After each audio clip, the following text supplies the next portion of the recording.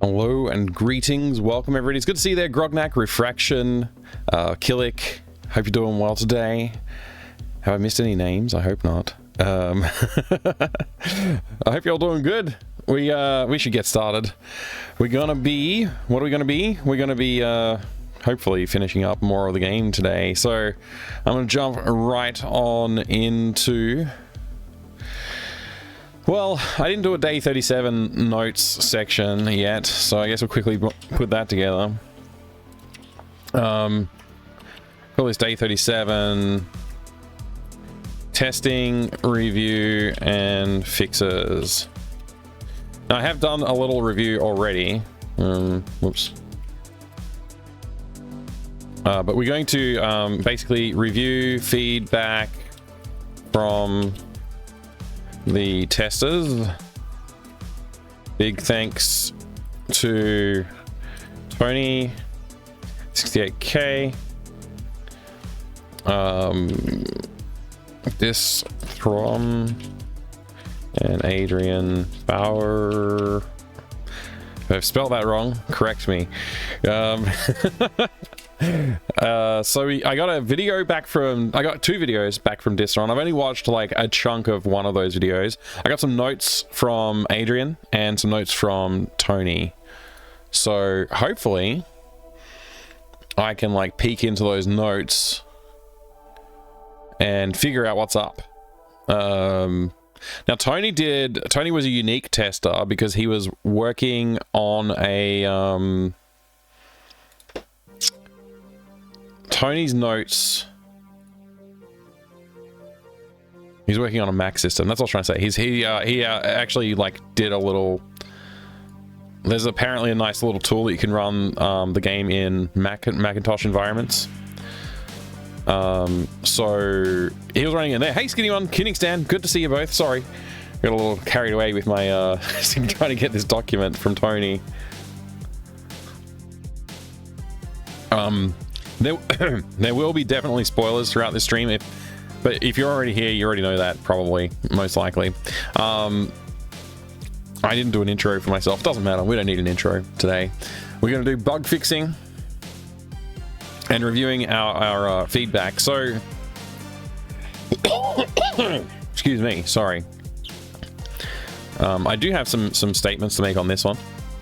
What should we do? I don't know. What should we do? Just like zoom in on this a little bit so you can see it a bit better.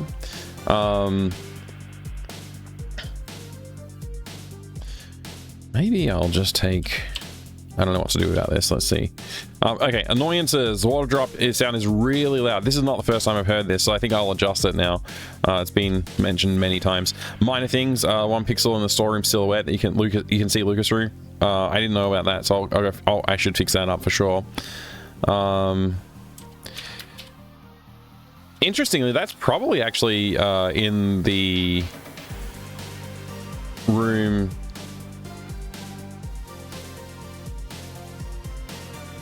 Somewhere in here. I don't know.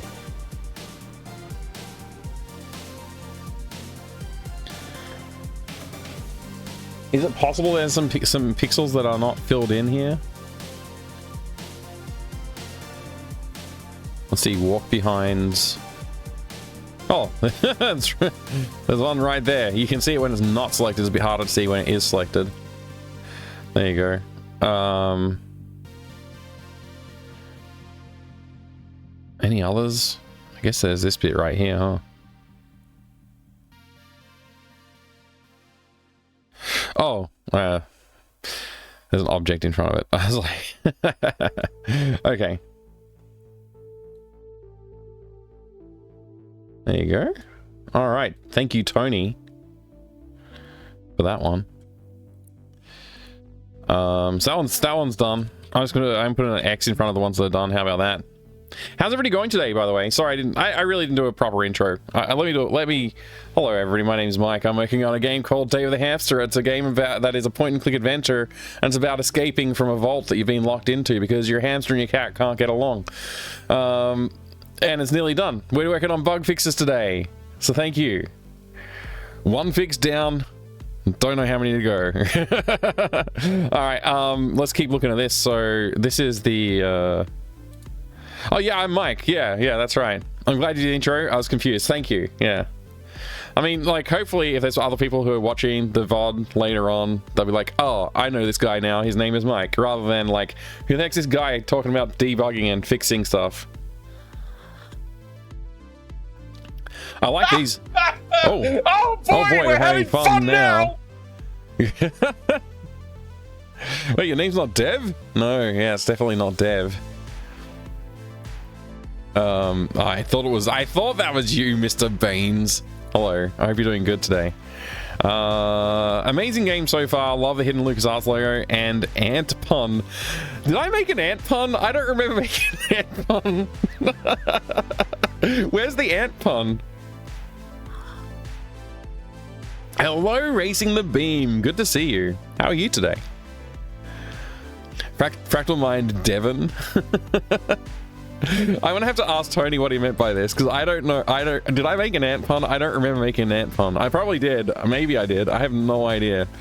That's pretty funny. Can't use the mop on the puddle on the floor. You actually can, but you can only use it at a very specific time. And I have been thinking I should add that so you can use it anytime on the puddle, but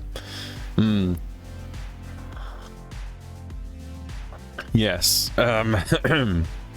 I think maybe I'll go fix that right now, just so that that's something I don't have to worry about. And it's also kind of a gimme. It's not too. It shouldn't be too hard, I don't think. Let's take a look. That'll be. I guess I'll save this room. I'll be room 1. I did do a couple of like minor little changes throughout the course of doing things, but you know. So H puddle. Let's see, by default.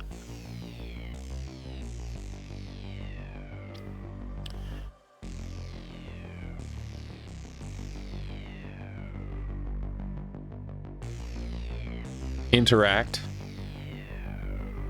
Player just walks to it. So it's as if it doesn't exist.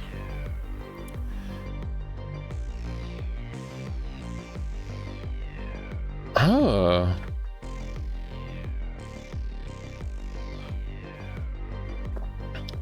Let's see now. Hang on a second.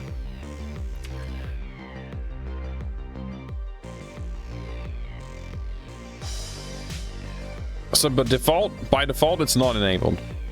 I'm gonna say true. In fact,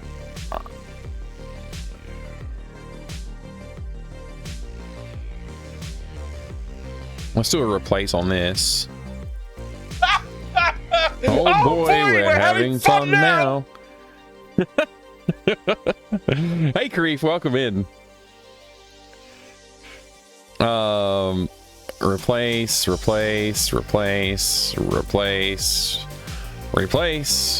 Okay, we fixed that. So now you can use it anytime. So now you have to go through and like find.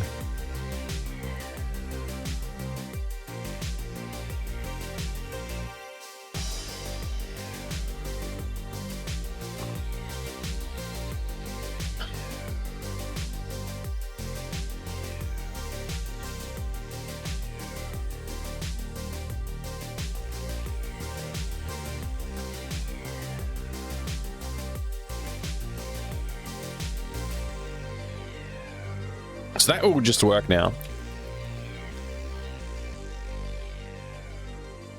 That will just work. And then more H puddle finding, please.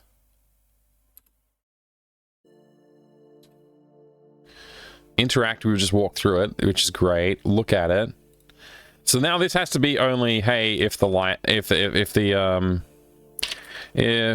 valve is valve on this,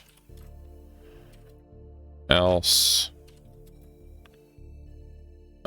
player.say this must be where that pipe leaks. Or I could just do nothing. We could do it. We could have it do nothing for the looking if it's not leaking. So it's like really not that interactive. But anyway.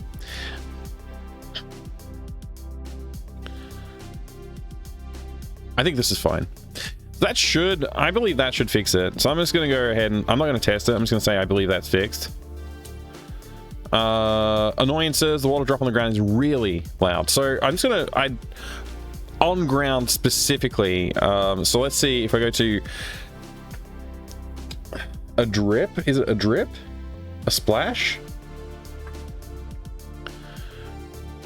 A drip. There's 3 drips here.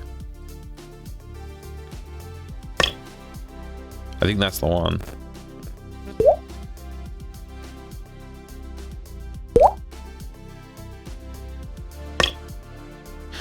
Is that one's not noticeably louder to me than the other two?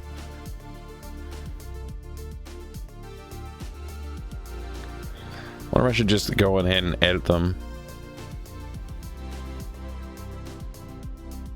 Oh, thank you. Thank you. I appreciate that, Refraction. Thank you for keeping this stream professional. I think it was a third one.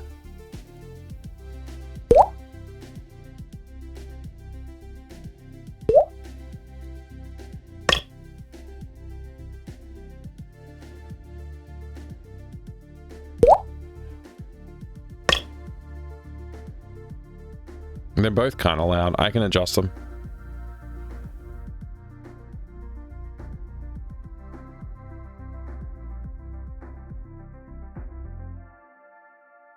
Apparently I have 5 drips.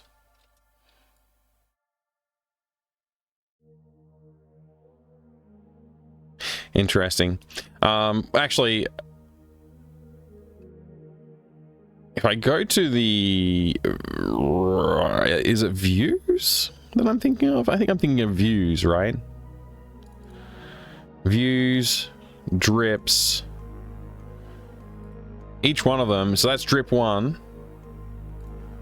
That's drip 2. Drip 3. And drip 1. So they're all used. Okay, so we'll just go fix those ones up.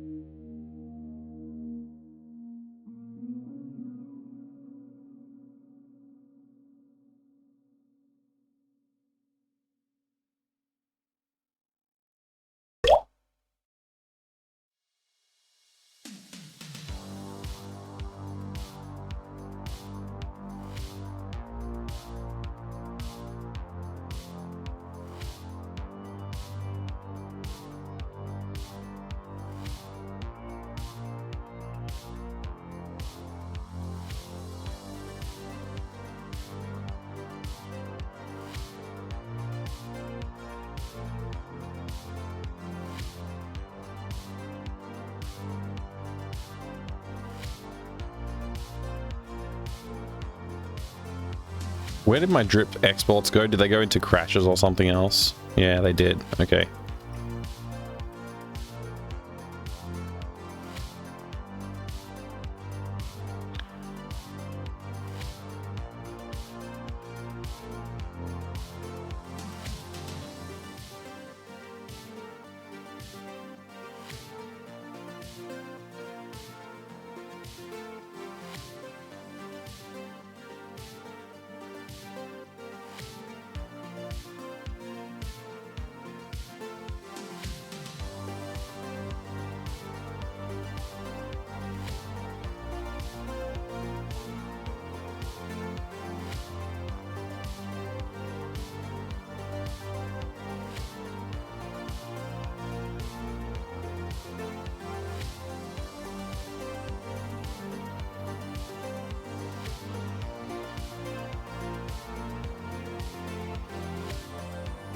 How do I, like, tell it to replace it?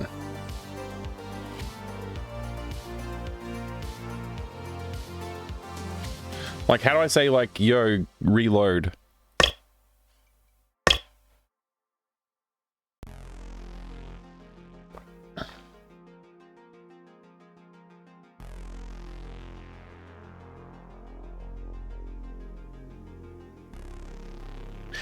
I've had this trouble before with AGS. I don't know how to replace a sound.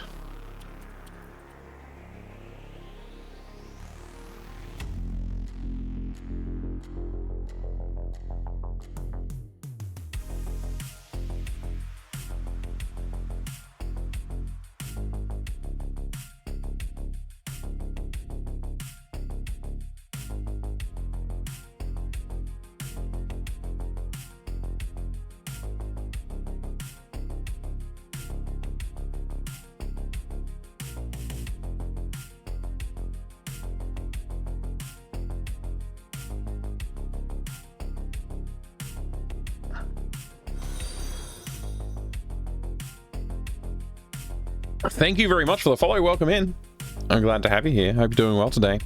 I have anonymous follow alerts on the channel, but I appreciate the follow. If you want to drop into the chat and say hi, feel free to do that.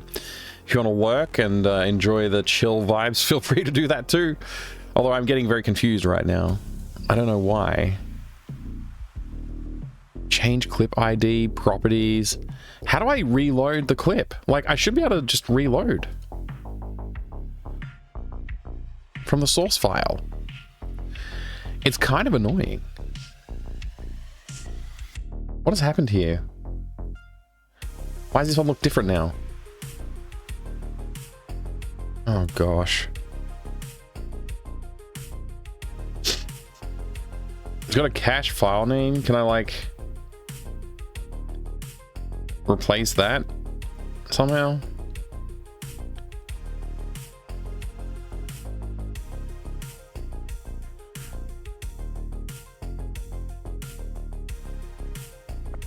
No idea what's going on.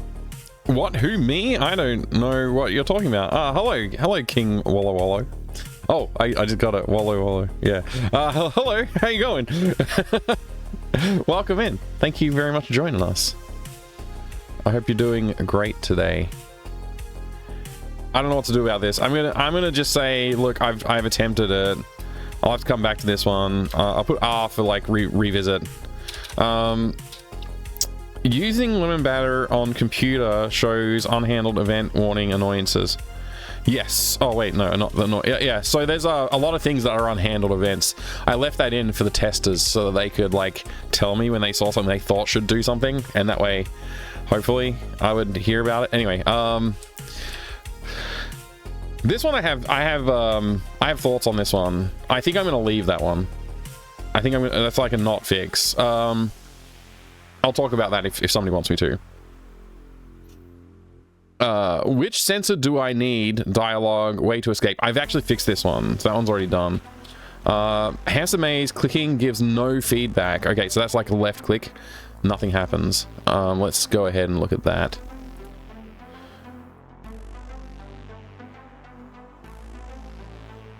So if you have the hamster to do something, else it should say like player.say I need to rescue Cryo. No, send S for the hamster name from the tube hatch first, and then we put hamster name here, and there we go. Good. Start hamster maze or else say something. Yeah, that's good. I think we fixed it now. That's another fix. Interacting with some items is difficult as Lucas is in the way, like after drilling the cookie jar. Instead of hitting item, most of the time accidentally click goes to Lucas. Does that sound like a problem exists between keyboard and chair? To anybody else? Or is that just me? Anybody have opinions on this one? I don't know. I feel like this one. I don't know about this one. I'm just gonna put I'll come back to it. Hamster key could be used twice. Both times come cryo. Oh, I guess this is like come on cryo, let's make our escape. Message popped up. Second time key disappeared. I have never seen that before. I wonder if that's just a bug with the build that he was using somehow, like with the Mac build. Could just move Lucas out of the way and then click the object. Yeah, I mean, that's what I think, like that is a hazard in a lot of adventure games. Good evening, Coburn. Welcome. I mean, I guess I could do, like, I'm just thinking about this, like this complaint. It's a legitimate complaint and it is annoying. What if when you use the drill on the jar,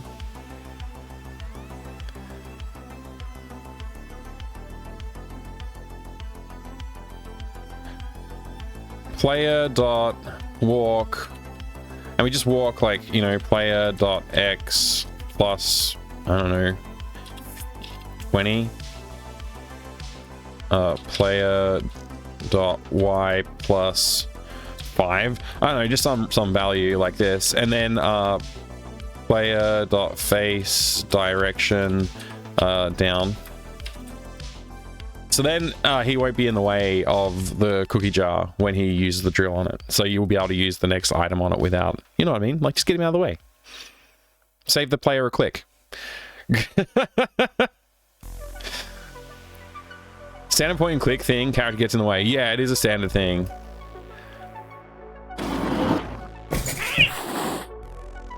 Oh, the cat. The cat's pretty good.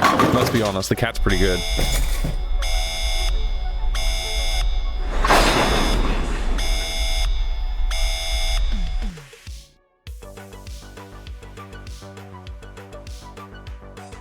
I really should play the audio clip when that happens. I have tried, by the way, you know how Lucas like does this little like jitter when he's like interacting towards the right? It doesn't happen when he's interacting towards the left. It only happens when he's interacting towards the right. I've tried to fix that numerous times. I don't know what the heck is up. It's an AGS flaw. I can't tell AGS like where the center point is for like I should be able to say like, oh, Lucas's feet are like, this is the point where his feet are. And any frame is going to be tagged off of that, and I could move that point around so it's like always anchored perfectly, but for some reason I can't do it. It seems to work mostly okay for everything except for like that grab animation. Don't know why. Pretty annoying. Just test a couple of things that we fixed. Like, there's no accounting for, like, Lucas is sometimes going to be in the way of what you want to click on. You just have to move him. But in this case, I get what Tony was saying. Because, like, when you drill this, it used to just, he would just stand there. If you want to click on the jar, you really can't. Wait, did the fixes I do not...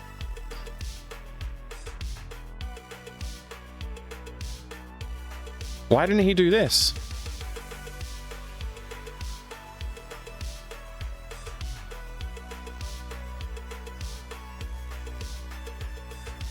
Oh, there's no block. Hang on.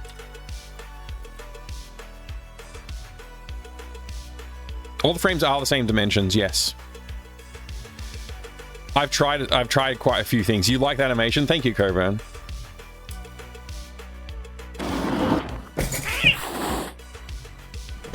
I feel like I could like align that animation a little better.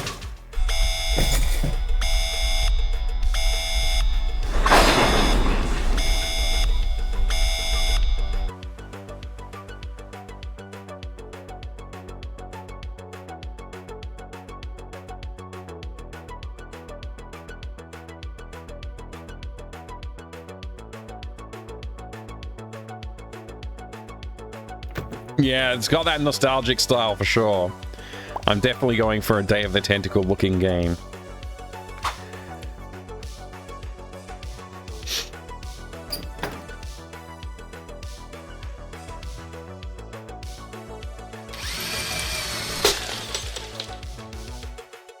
There you go. So he just takes a step out of the way for the player. So now the player can just go, oh, okay, I'll use the next object on there. And why is he all the way over there? That feels buggy.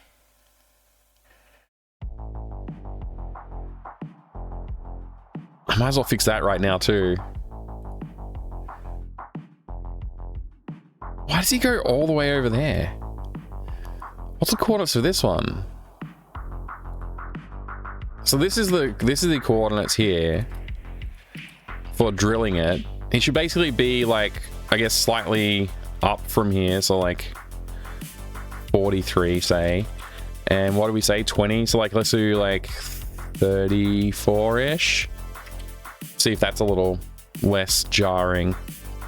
And then we'll do the other tests. It's just like, I get that these are like the little points of polish nobody would ever notice when they're playing the game. We're like, oh yeah, he walked away from the jar after the drill exploded. Man, I kind of wish this bookshelf was in the game. It looks so good. I like, it's got all these cool little objects on it, and you get to see it only in the intro, and then it falls over, and you never get to see the cool objects anymore.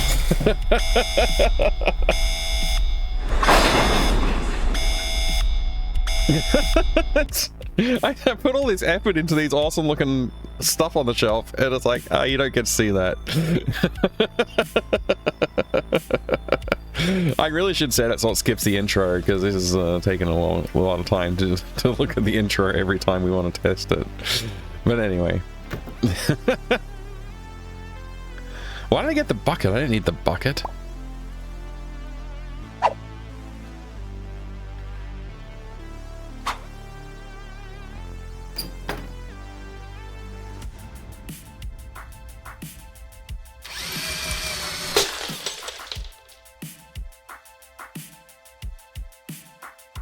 Oh, I missed. What am I doing?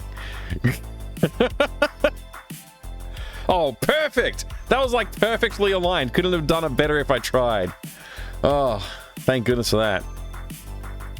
Alright, so you can walk on the puddle. If you right click, it says this must be where the pipe leaks. Okay. Let's get the mop. Let's do a little bit of Space Quest reference. It's not, I'm not some kind of space janitor. It's just not that kind of quest. I don't know if that's a good enough joke, but I don't want to, you know, I don't want to say Space Quest outright. Like, who do you think I am, Roger Wilco? The books, if you right click, it says the books fell off the shelf in the crash. If you click on them, you just walk on them. Which is a bit weird, right? But the books part sort of like, it reaches all the way over here. Books reaches all the way over here. And as you're walking through this room, you accidentally click on it a lot, and it's annoying if it does like it doesn't, you know, does hotspot related stuff. So I changed it so it's like you can walk on the books. Yeah. So this is the one book you can pick up as well. But you know, I kind of wanted that like classic feel of like Pixel Hunt, but not really, because it's really obvious. Is it possible to do a mouth open close animation while Lucas or whoever is talking? You can. I haven't implemented it. I guess I could like throw something together this week if I have time.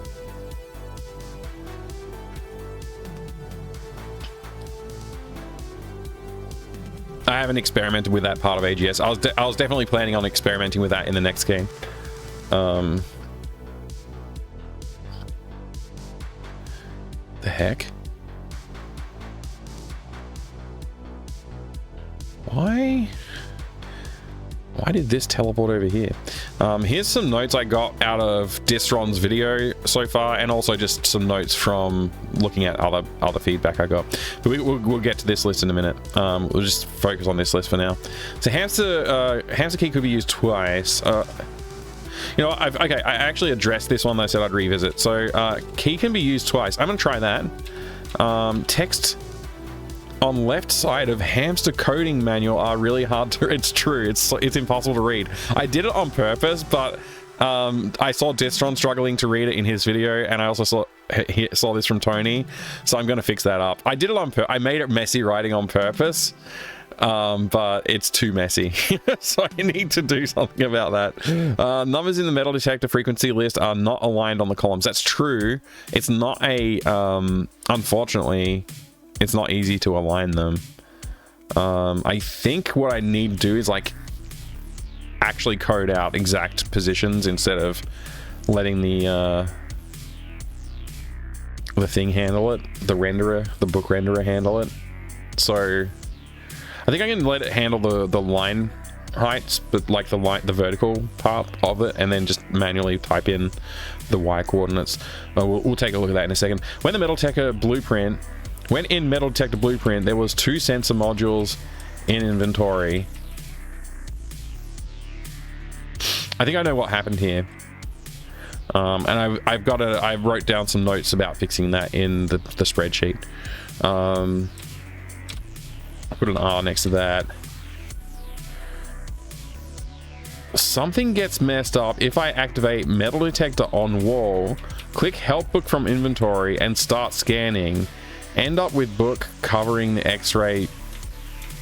You can click on the start scanning while the book's open? Didn't even know you could do that. I gotta test a couple of things. We gotta watch the intro again because I didn't change the code to skip the intro yet.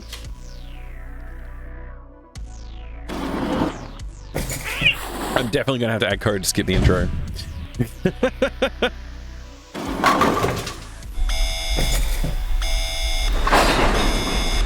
It's also quite loud. I might just turn that down in the mixer. That's not even full volume, jeez. All right.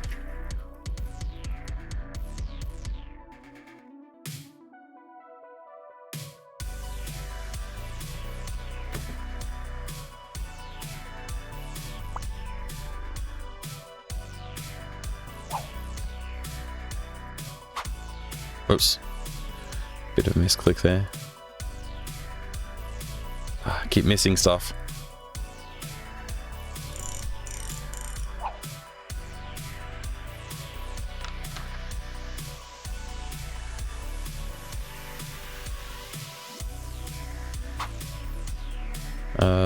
Yeah.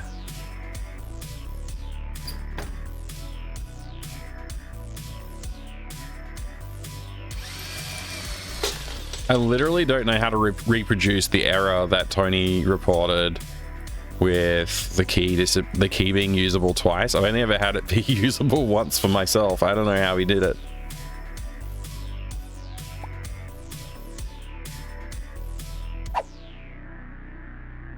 How would you start the metal detector when that thing's in front of it? I don't know.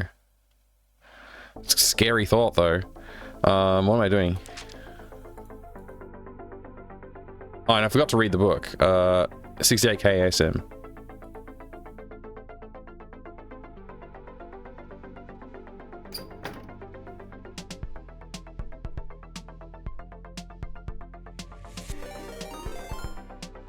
Whoa.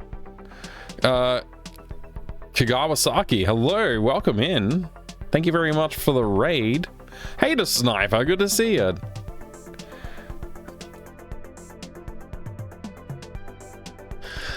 All right, let's build this. We're just, whoops, I don't know what I just did. We're doing a little testing here. Forgive me for being preoccupied. Hold on. Save. There it is. Hold on, Dave. There you go. Kite PMP, hello, good to see you. Welcome in, Kagawasaki. I don't know how to say your name, but hopefully I got it close on one of my attempts.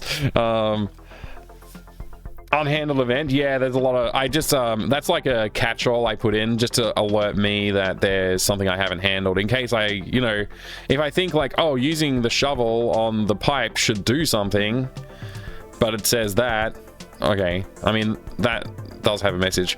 So does that. Hang on.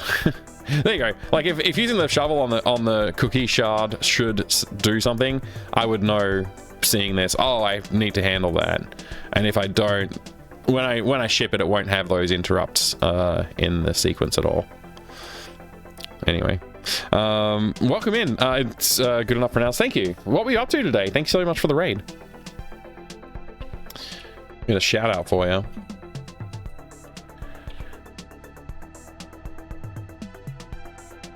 And do this one as well. Ghost of Tsushima, huh? Ooh, nice. Very cool. You're very welcome. Thank you very much for the raid. I appreciate it. So for those of you coming on in, it was a bit bloody. Yes, I bet. For those of you coming on in, I'll do a quick intro of myself as well. My name's Mike. I'm making a game at the moment. I also stream on twitch.tv/FractalMindMike. That's where I do my gaming streams usually. Thank you for the follow. I have anonymous follows on the channel too. So if you want to drop a follow and lurk or join in the chat, whatever you want, very welcome. I appreciate the support with the follow. Thank you for that. Where was I? Right. So yeah, I also collect old games and hardware and stuff like that too. So anyway, I'm making a game. That's what we're doing today. I've been working on this game for a little over a month, I think now. In terms of like calendar days, it's a bit longer than that. I think it's closer to 2 months now. But yeah, this is our 37th stream working on this game. Yay! Whoa, who's that? Oh my gosh! Yay! Who was Woohoo! Thank you, Grognak, for the celebrations. Very nice. Yeah, so I'm working on this game. It's influenced by the Day of the Tentacle and Sam and Max Hit the Road sort of visually. Probably more leaning towards Day of the Tentacle style, but yeah, it's a miniature point-and-click adventure game, and with like, you know, some fun puzzles to solve and stuff like that. And we're in the last stretch. I'm actually just trying to finish up, like do some bug fixes and get the game ready to ship. So we're going to be adding music hopefully soon. But the main thing right now is just to get all the bugs and like annoying like issues sorted out. So we're getting close, getting very close. Very sweet collection there behind you. Nice. All we got here is the old Half-Life 1 box and old Alpha Centauri. Those are great boxes. Very cool. Very cool. Yeah, it's a good old classic point-and-click style. That's what we're going for today. I also made Day of the Sandwich. That's true. Made Day of the Sandwich, which was a lot of fun to work on. I made that one in 2 weeks at the start of this year. This one I've spent over twice as many hours, I think, working on it. So, actually probably not quite, because a lot of those 37 streams were quite short streams. I think the 2 weeks that I spent on the other game, they were mostly long, like, you know, 8-hour type streams, because I was basically doing that instead of my day job for a couple of weeks while I was off work. 37 days, not streams. There's been more than 37. Yeah, this is 37 streams. The days has been a lot longer, like in terms of like calendar. But yeah, 37 streams, which some of these streams were like, you know, 2 or 3 hours, so not very long. But yeah. It took me hours to beat Day of the Sandwich. I'm so sorry. I mustn't have done something very well. I have the world record for longest playthrough of that game. What did you get stuck on? Was it the you just didn't get the sausages or something like that? Because it is very short. There's not much to that game.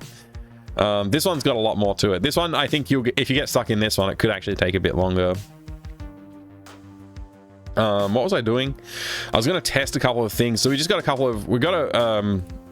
I've had some people test the game and have some feedback. I'm just going through metal detector on wall, open the book, and then you can actually start scanning somehow. I'm not sure how this works, so I'm gonna see if I can Daddy, would you like some porridge? Daddy, would you like some porridges? Nice work. You got the porridge roll instead of the sausage roll. Oh wait, sausage roll? Yeah, I could eat a sausage roll.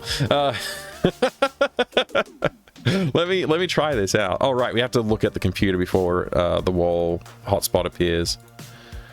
So this is right here. So if I just remember where that is and open the book, if I click there, does it start the wall scanning? How did you do this, Tony? I need Tony to come here.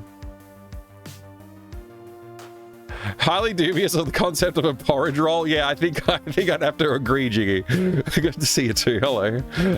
Yeah, I have to agree. The idea of a porridge roll, not so good. Not so good. Although I guess like maybe like if you had a pancake made with whole oat grain or something, maybe, I don't know, like an oaty pancake could work. How did you do this? Tony? How?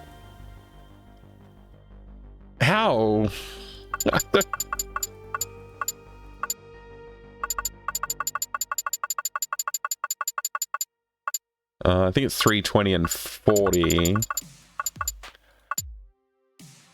How would he? You can't. It's not possible. It's. I need to speak to Tony. I don't understand how this is possible. I need a video of him doing this one. A porridge bowl. Oh yeah, yeah, porridge bowl would work. Daddy, would you like some porridge? Daddy, would you like a porridge bowl? Oh, that would work. That would work. Remember I sleepily watched one of your dev streams and thought you said forest was for future chapter or game, so I said to myself, okay, I know not to go. Oh right, yeah, you just like blocked out the forest. The idea of going there was not possible. That would mess you up. You'd be stuck for a long time if you never went out there. You can't finish the game without going into the forest. Yeah. Oh, that's so funny. I'm so sorry. You did that to yourself though, Sniper.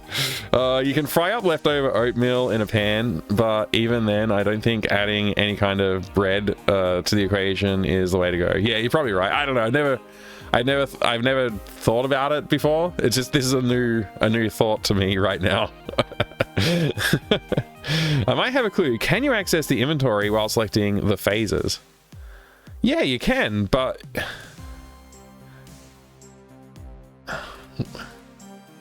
like, you mean from this screen, you can go in here and you can select the book, but then you can't click any of the buttons while the book's in the way. The book supersedes this interface.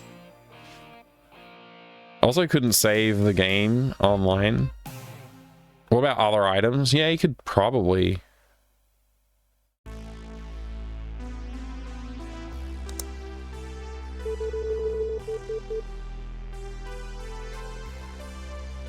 If you have the book, or wait, what? Why did that say? You have the book open, you can't open the inventory.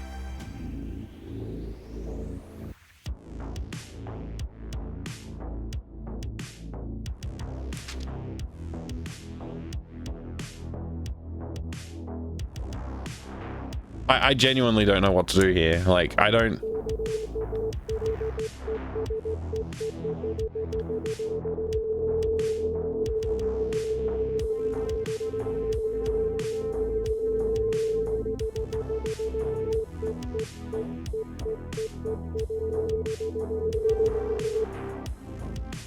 I can't repeat the problem. I can't reproduce.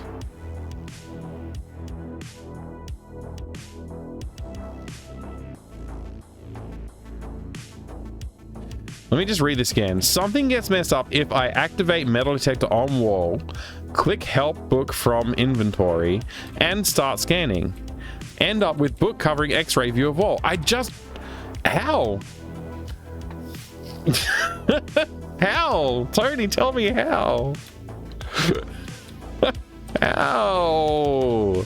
I'm gonna have to ask Tony. This doesn't make sense. I don't know.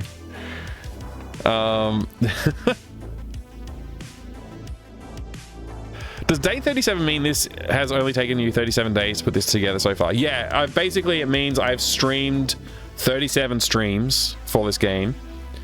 and I've done the lion's share of the work on stream. I've done like a tiny little bit here and there offline, but most of the work's been done in front of the camera. So yeah, about 37. So the longest stream was like 11.5 hours, and that was just this weekend gone, where I was just trying to finish off like the intro sequences. What? Why? Yeah, but I don't. So I can read what it says here as well, but it doesn't work. I can't do this. It's not possible. He is running it in Mac through like a third-party tool, so maybe that's messing something up. I don't know. Very, very impressive. Thank you. I mean, it's I like to get things done. I don't like to remain static for very long. But yeah, we're just doing the final touches now, really. So hopefully we can launch the game next weekend, or this coming weekend. So yeah. Bug, Mike told me not to go to the forest, but Mike also put a central item in the forest. Please fix. I never told you not to go to the forest. That's what's the funniest thing about it. Oh boy. Also, I couldn't save the game online, so I had my Steam Deck sitting there for hours. That's weird. So did the save game thing, were you not able to open the menu? Because you can save, you just press escape. I guess in the touch interface you can't. So if you're using the touch interface, there's no way, I think, to bring up the menu. So that's a pretty good point, actually. Don't go to the forest alone. Yeah. When I save, when you load, there are no saves. It literally wasn't saving. Oh, weird. I don't know if I tested that, but I do know that if you navigate away from the page, if your browser has like local storage, it will just sort of like save.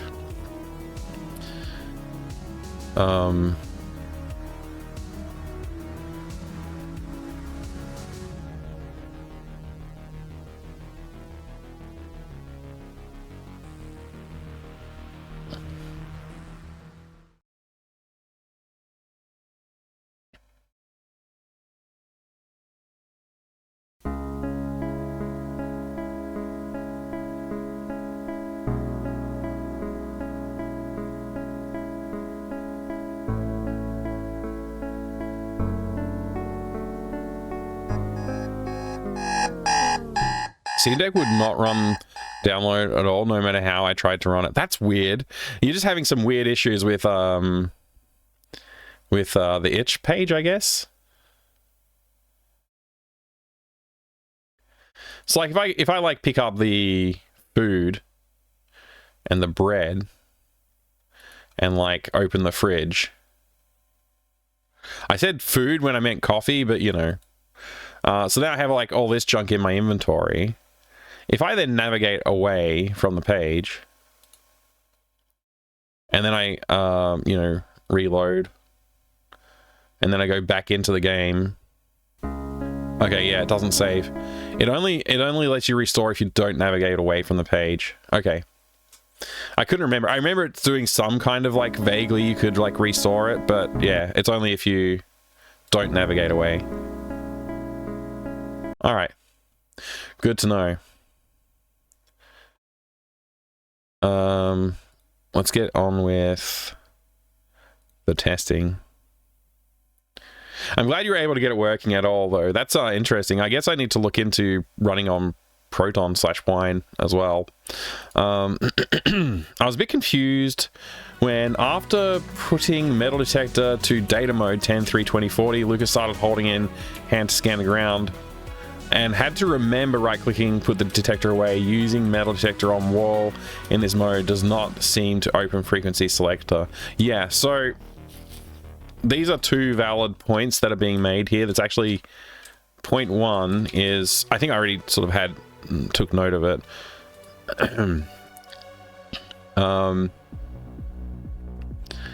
Basically,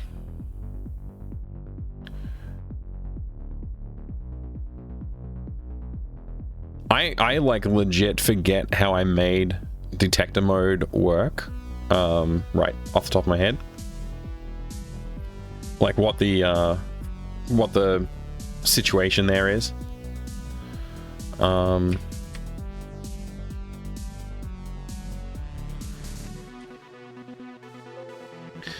Really? Oh, I put Lucase with an E. Oh, there you go. All right. So if the active thing is then player use metal detector, right? Where's this? Where's player use metal detector? Globally search the project. Okay.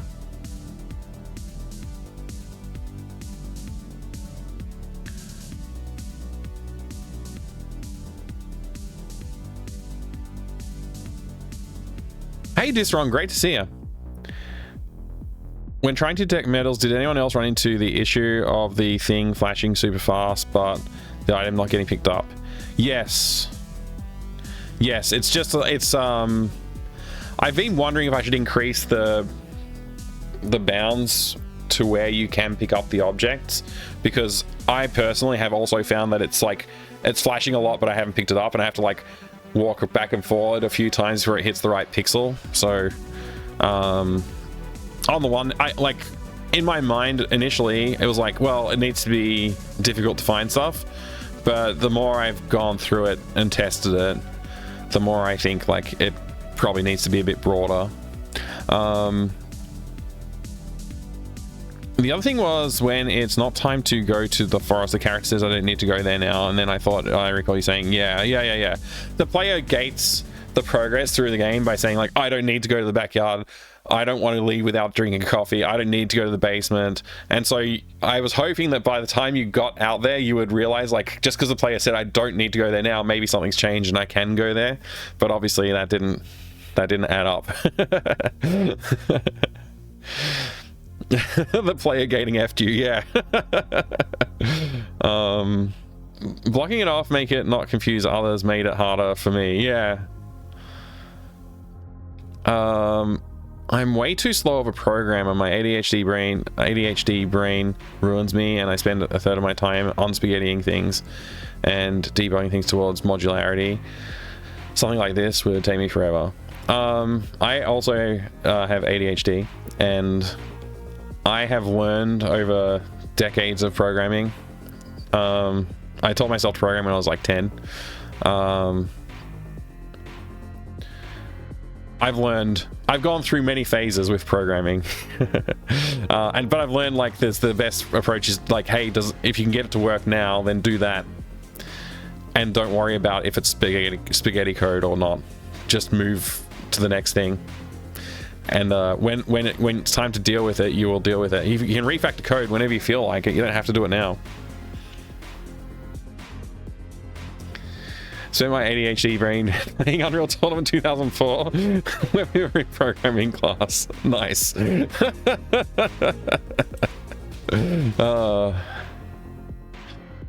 Yeah, the key is like, hey, yes, this might be bad. Somebody might look at this code and say it's bad, but it works. So let's just do the next thing. You know, sometimes that can come back and bite you, but honestly, writing code's not that hard. So you can just write it again good. Like, writing for exploration purposes is actually a really good thing. You can write a ton of code and go, now I know how this is going to work, and then rewrite it all. Like, who cares? That's kind of the good part of, like, you know, doing stuff, creating things yourself. I deal with this by imposing constraints on myself, e.g. do as much as possible in X hours, or don't use more than one source file. I love the don't use more than one source file technique. It's very good.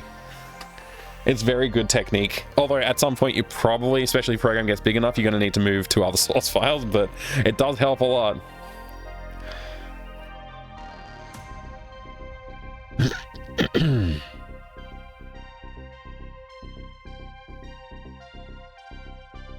Programming instructor at uni always like, no one cares what your code looks like. They care if it works. Yeah, the end user, just they're never going to see the code. Only other people who might see, like, okay, everybody's looking at my code right now and it's probably not good. Who cares, right? But for most people programming, you don't have to worry about what other people think. just do what you need to do to get it done. Anyway, I'm just trying to go through this and figure out what's going on. So player use metal detector. Is frequency design false? To then get the frequency. Is metal detector equipped? Is equipped is false. Player change view, normal view. Remove tint. Blah, blah, blah. So if you use the metal detector back on yourself, it's supposed to unequip the metal detector. But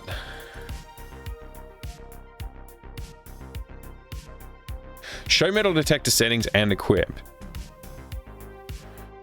I feel like, oh, I can't just navigate to these functions. There's no way to do that. I have to do searching. It's so annoying.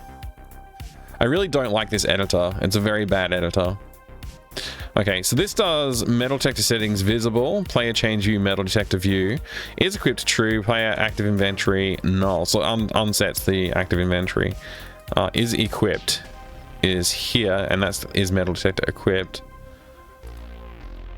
Player change view. Is there something like to do with like the view? How did I make... I honestly don't remember how I made it so that like, oh, if you're in metal detector mode, you don't have to worry. Like, where's this called from? How do I find like all instances, not just the next instance?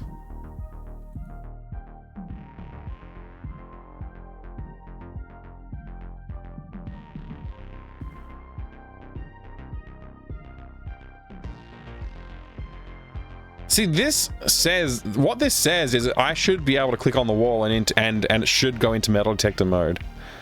But it's like all the hotspots aren't accepting my clicks.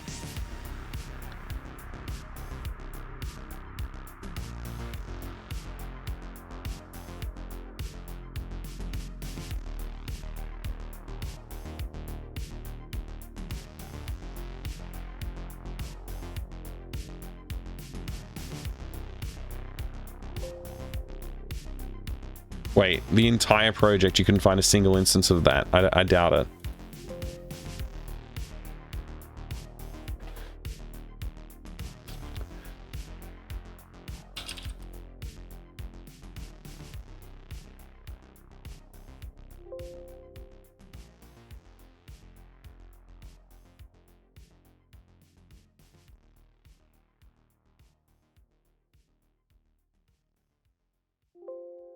Huh.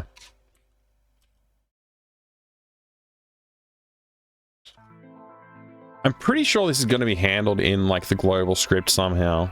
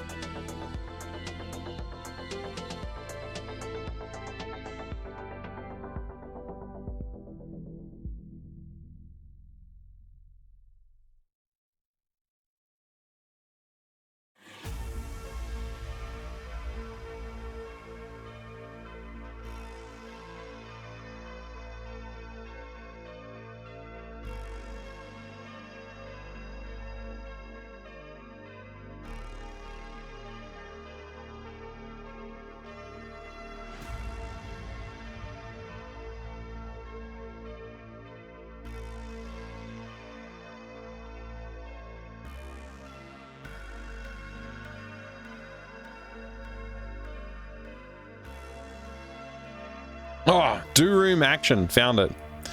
If is using metal detector is false and get location type mouse X mouse Y is not a location nothing, then do the things, right?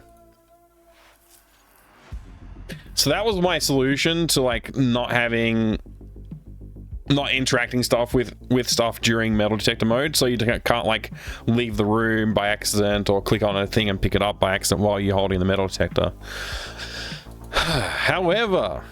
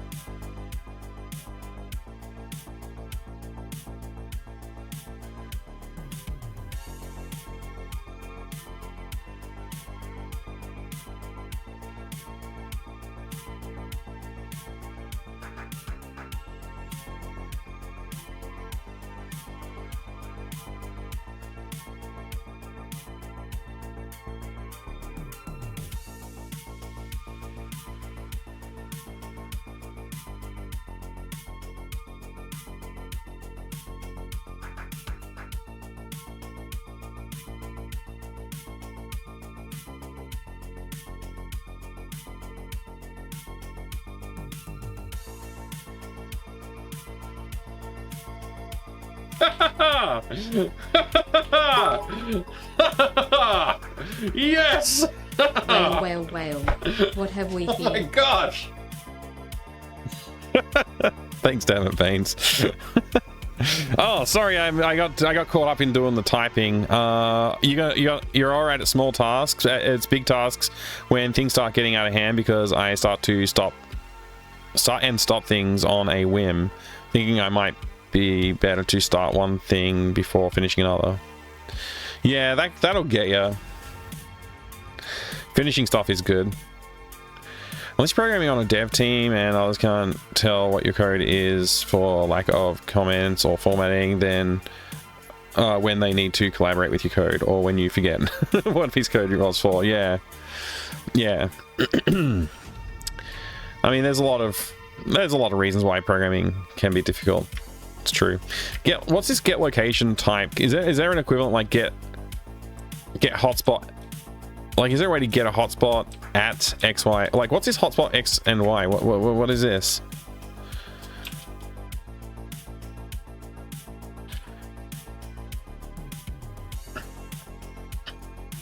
Interact. Look at.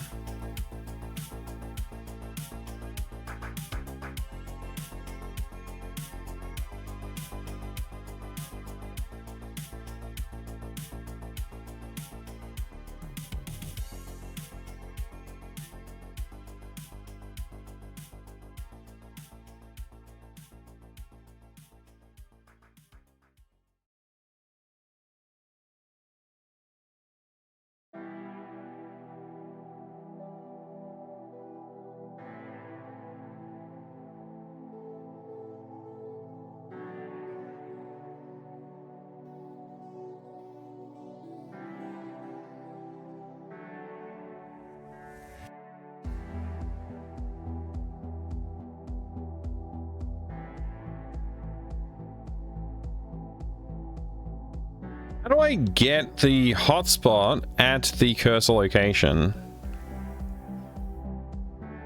Is my question.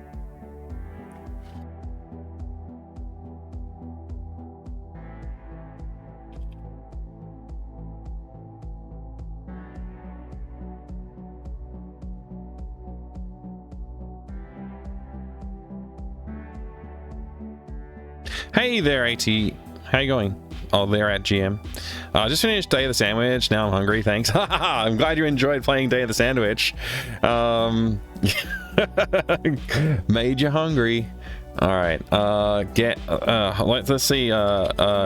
Hit hot spot.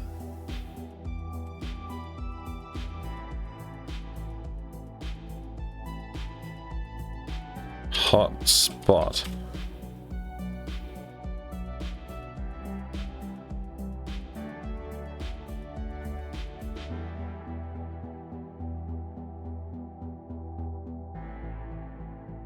Is there like a mouse like hotspot or something?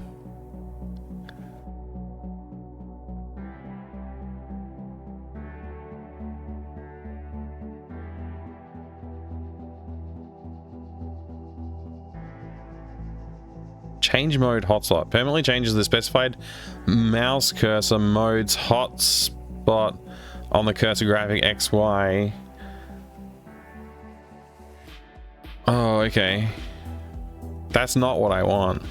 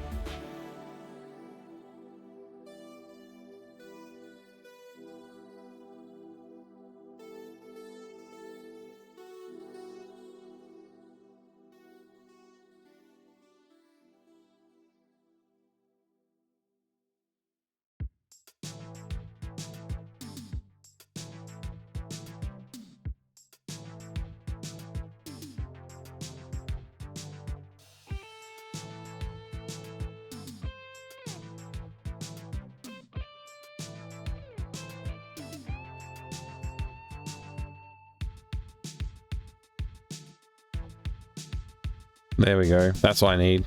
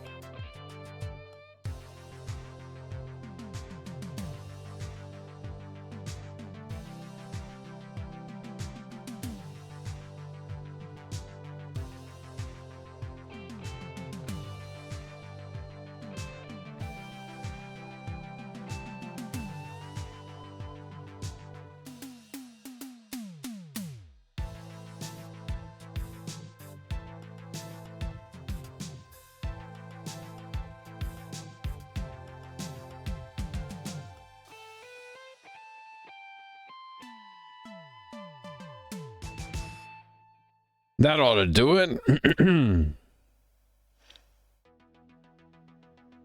So you started at 10. Did you end up also going to school, or are you fully self-taught?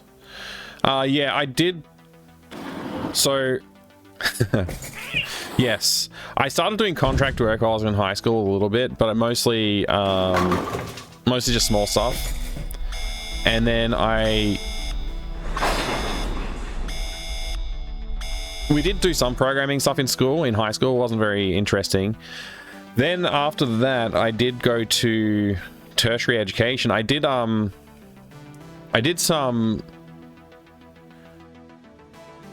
various things. Because I wasn't sure what I wanted to do. So I did various things. I ended up settling into studying for computer science, and I did a little under the first year worth of stuff, but I did it sort of over the course of like 2 years, because I was like sort of dithering around trying to figure out what I wanted to do. And so I was doing I almost did a complete first year in computers and in computer science, but I also did a little bit of electrical engineering. I did some professional writing stuff, like not journalism but professional writing sort of stuff, and I also did some multimedia production work as well. So I was like a little bit all over the place. And at the time, there wasn't like a games course you could do. That wasn't like a thing yet. It was like a little bit after I was already employed that they started offering those kind of things. If they had that, I probably would have just picked that and gone with it, because that's kind of what I was trying to do. But yeah, I'm kind of glad I didn't have that opportunity anyway. But yeah, I ended up going into more of a traditional IT programming career anyway for various reasons. Anyway.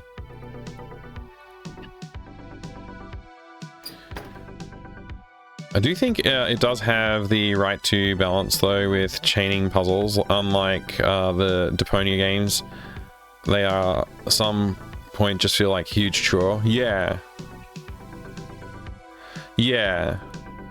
This, I think, might be a little too broad as well. I don't think it's Deponia level of broad. But I think what I found with Deponia was like, I remember feeling very restricted. I've only played the first Deponia, so, you know, there's that too. I remember feeling very, very restricted though. Like, oh, I want to do something else, and I have to solve this one puzzle, and I don't know what to do, and I don't want to look up a hint because I like to solve things myself. So yeah, feeling the progress is good, yeah.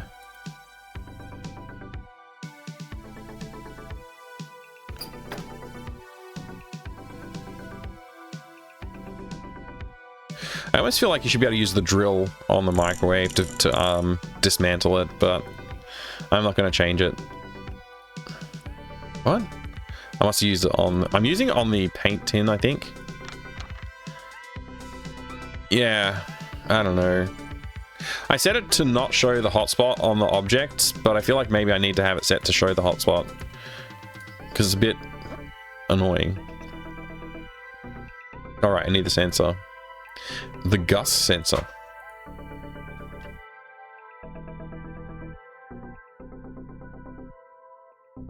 Hey, Babylon's all good to see you. How you going today? Welcome. Can you use a screwdriver for anything else? No, once you use it on the microwave, it gets dismantled. Like, you lose the screwdriver kind of thing. I added this as well, Disron, you'll be happy to see. I don't want one now. I don't actually need a sensor right now. Yeah, so... that was some feedback I got from multiple people. I think everybody commented on this. Which is like, I probably should have realized that sooner, and it's kind of bothered me a couple of times in the past, but I just like went past it. I didn't think that hard about it. It's definitely a thing though.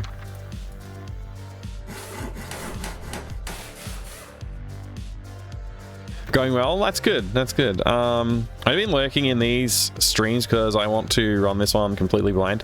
Oh, awesome, Babylon's all. Yeah, do not pay attention then, because I am like testing stuff, so pay as little attention as you possibly can. But it's great to see you. Thank you for the work, I appreciate it.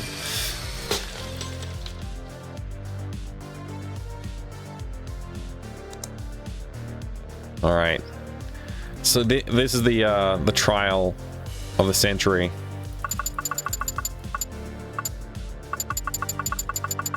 It's funny, I know you mentioned, Disron, that you didn't like the beep from this. I love it. I get a kick out of hearing this beep every single time. So I guess some people aren't gonna like it though, which is good to know. All right, so now we're in detector mode. I had programmed it because I wanted it so that when you click on the wall... Oh wait, I haven't activated the wall part yet. Yeah, now the wall's activated.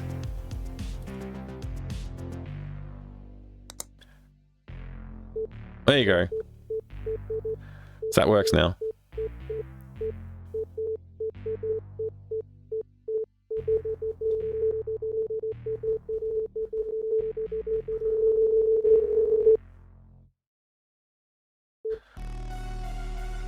Yeah, I ended up dropping out of the study to just go full-time work, because I'd already spent a couple of years like sort of not really working out what I wanted to do.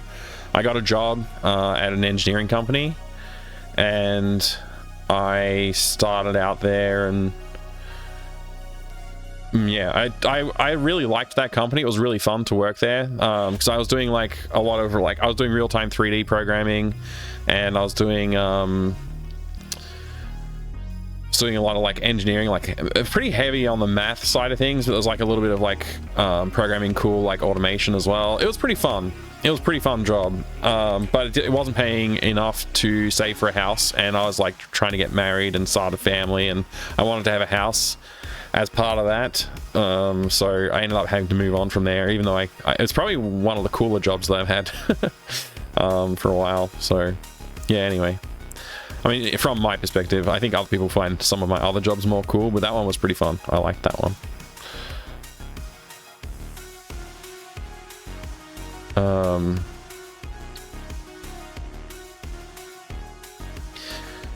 Dropped out right around when they wanted me to learn microprocessor design and stuff like that. Oh, that could have been awesome though.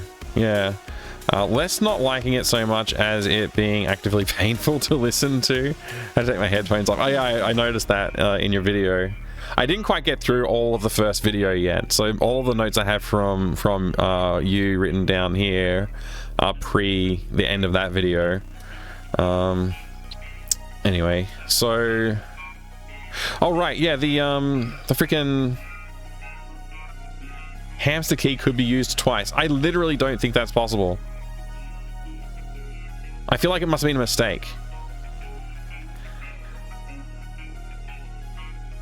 I actually forgot to test this. Like all these times I've loaded it up, I haven't tested it. Why am I still doing this? Hang on a second. Let me put in the skip intro thing. Where's that? It's in global variables. Where is it?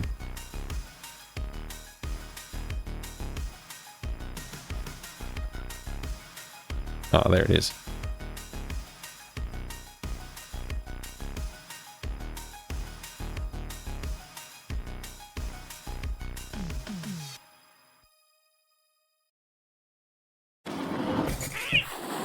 Wait, what?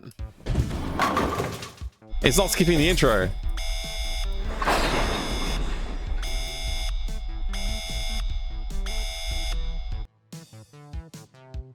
I mean, it skipped part of the intro.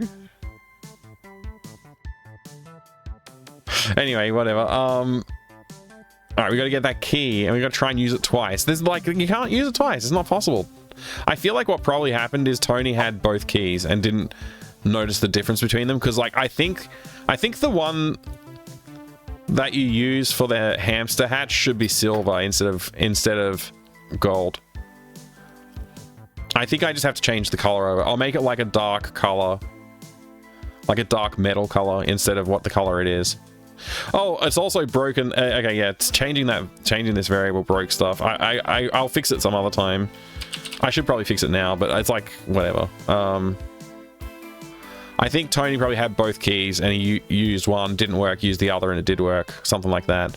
Because like if I read this note,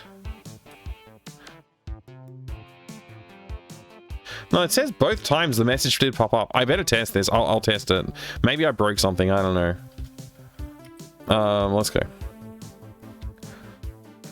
Let's do the full test. I'll turn the game down a bit more.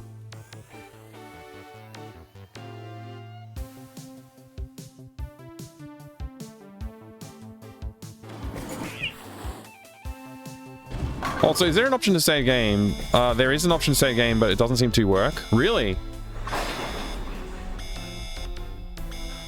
I gotta say I haven't tested it myself.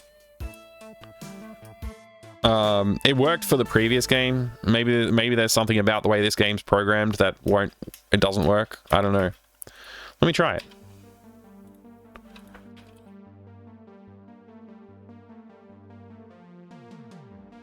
It's not there. Okay. Saving might not be working right now. That's crazy. I guess I'll just remove the save option, and then you can't save the game. Problem solved.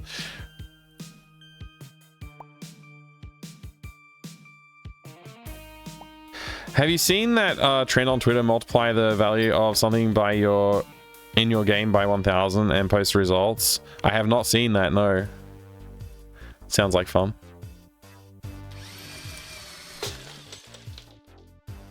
Wonder how long that's like. Yeah, I don't know. Oh, the drill.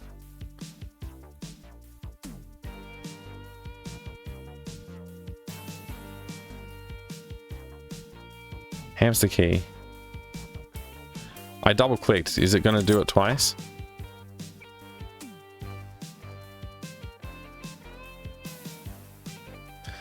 I can't reproduce. Cannot reproduce. I'm just gonna say can't reproduce again. This is another one I couldn't reproduce.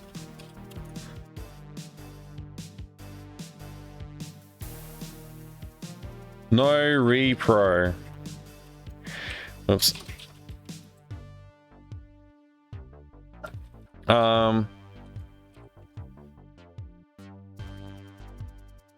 Yeah, this is the same problem Distron ran into as well. I gotta deal with this, and I think Adrian mentioned it too. Left's page is impossible to read. Agree. I wanted it to be hard to read, but it's too hard to read. I'm just gonna make it the same as the other text. The numbers in the metal detector frequency list are not aligned on the columns. That's true. When having blueprint open, bottom text in the bottom, the text with inventory name is under the blueprint graphic. Okay, let's review that one. That may be something I can fix. Whoa, a raid.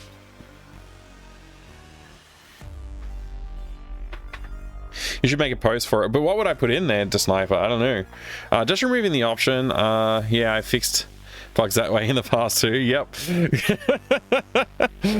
Proton Fig, thank you for the raid. I hope you're having a good day today.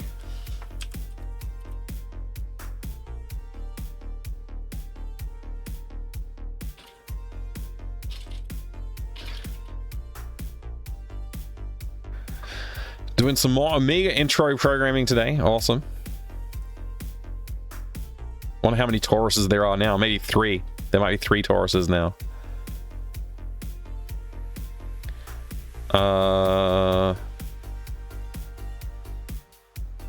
What was I going to do? Oh, I've already forgotten. Blueprint, yeah. Been better, but I'm happy. Oh, hopefully your betterness, hopefully your current situation improves so that your betterness is fully realized. But I'm glad that you're happy. That's great news. Man, the cat's so cool. How cool does the cat look? Looks so vicious. Someone ate my Tim Tams. Might have been me. I've had that happen before. I mean, like, did somebody eat my Tim Tams? And everybody's like, no. I'm like, maybe I ate them. I don't remember eating the last one, but I probably did. Okay, what was I gonna do? I was gonna get, okay, we gotta get the blueprint and then check, see where the inventory item name appears when we hover. So when we hover over stuff, everything shows up down the bottom. Same with inventory. It all shows up down the bottom there. So if I get the notepad, the metal detector plan, and I open that, it's like covering that area. So it doesn't show up though. Tony's, I think the version that Tony's using has bugs in it.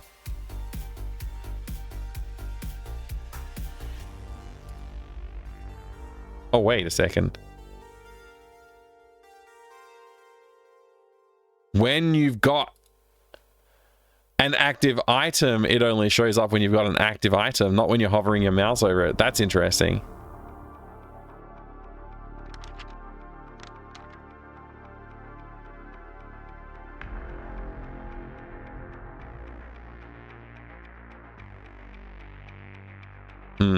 I don't know if I care about this.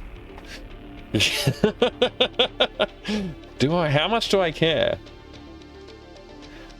I mean, I can just move the metal detector blueprint up a little bit. It can afford to go up like, what's that, like 10 pixels maybe?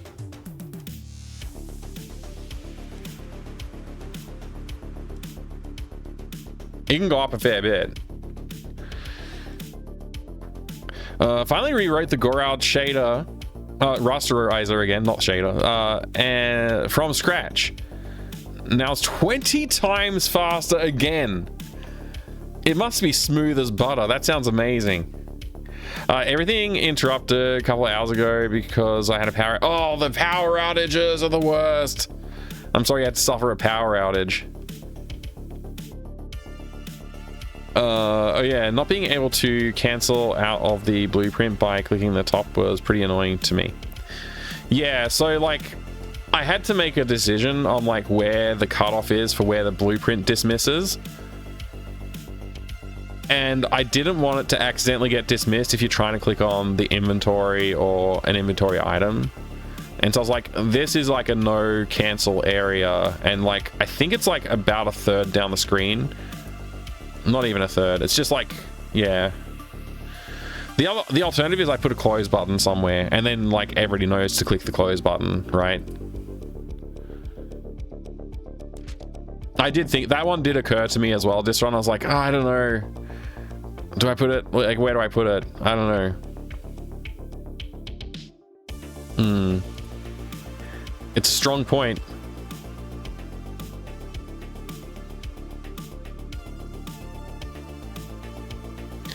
Last 3 weeks have been trying to sort out fast triangle rasterizer, and last night finally I got it working after 14 hours on stream. Wow, 14-hour stream? Man, amazing. I hope you're resting well. I mean, after that power outage, yeah, hopefully things go on better. Can you just move the blueprint graphic up to the top? Most of it is non-interactable. That's true.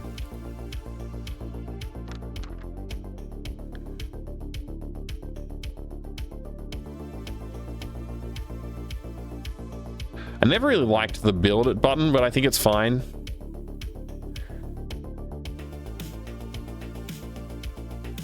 Maybe.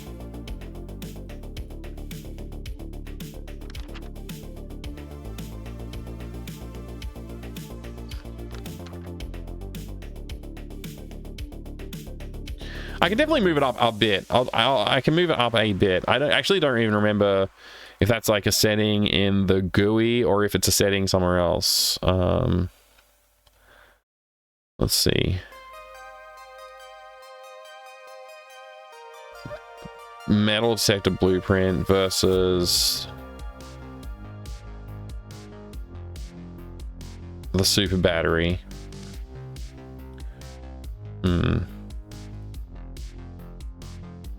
Oh, it's just a background image. I don't think you can offset. I don't know if you can offset the background image. Interestingly. Put the button in the lower right where the page is turned up if you wanted to go that way. Like the close button. Yeah. Yeah, that would make a good close button somewhere down here. Creating fast... Oh, wow, yeah, that is 14 hours. Fast ground shading triangle rasterizer. At the 13 and 58... Wow.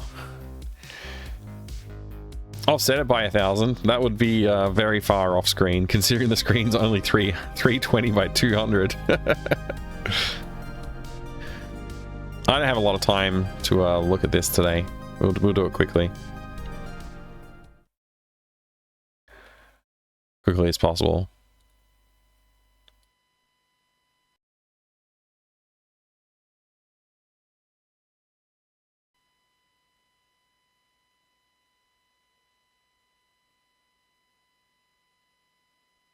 Wow.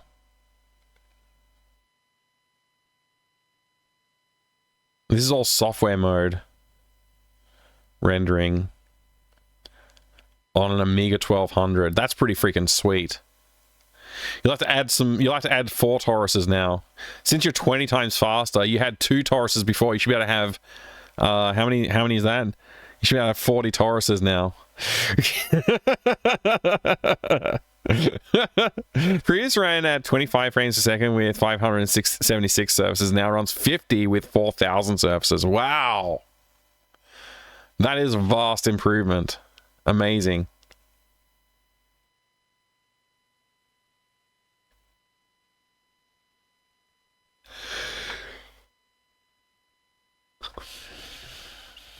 Oh wow.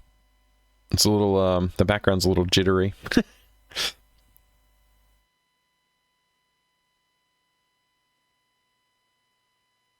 That looks really cool. Yeah, you should be happy. That's amazing.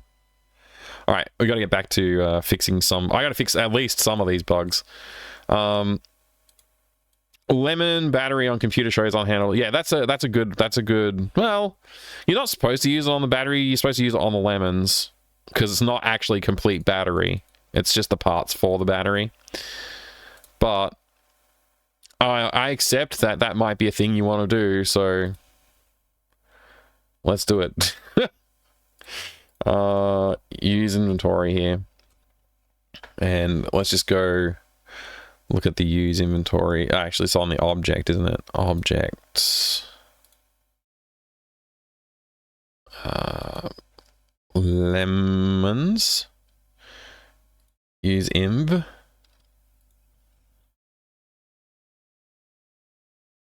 Can I just copy and paste this? Hopefully I can just copy and paste this.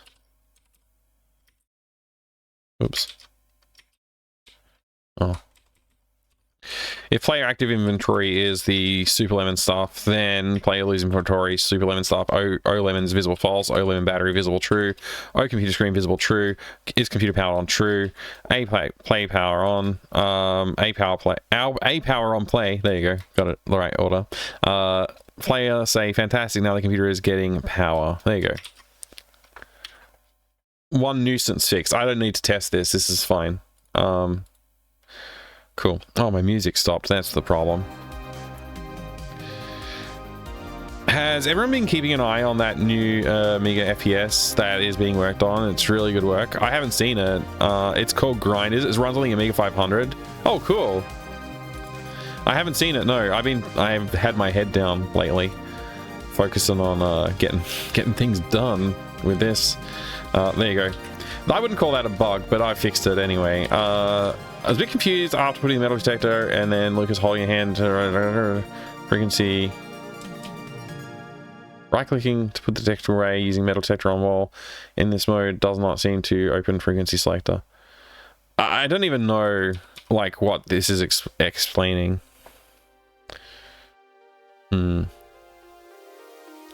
Numbers in the metal detector frequency list are not aligned in the columns. Yeah, let's go look at that. So that's in the book.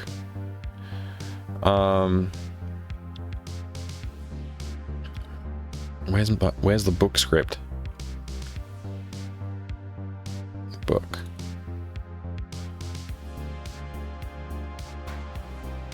Here. So like they're aligned perfectly here, right? But they're only aligned here because this is monospaced font, and it's not a monospaced font in the book. And I think it's mainly like the copper is like not lining up. The other ones are like roughly close enough. I think if I was to do this, it might, oops, not that. That might fix it for copper.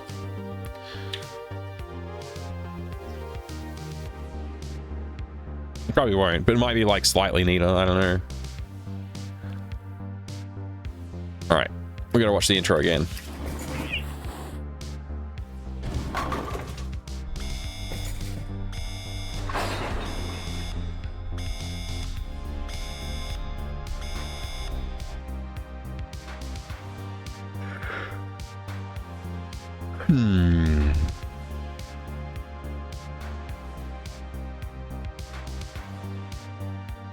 All right, we just need to look at the book. I was like trying to remember what I was testing. I'm too tired.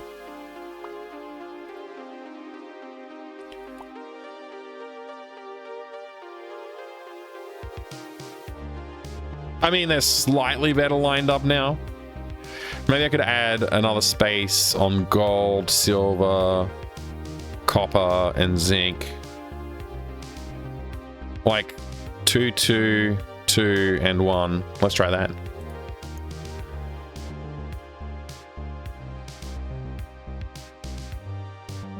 See how that looks. I'm not happy about doing this. I'm just like, you know, whatever. Video takes 2.5 minutes. Play it. It's definitely your game. Oh, we'll have a look in a minute. Yeah.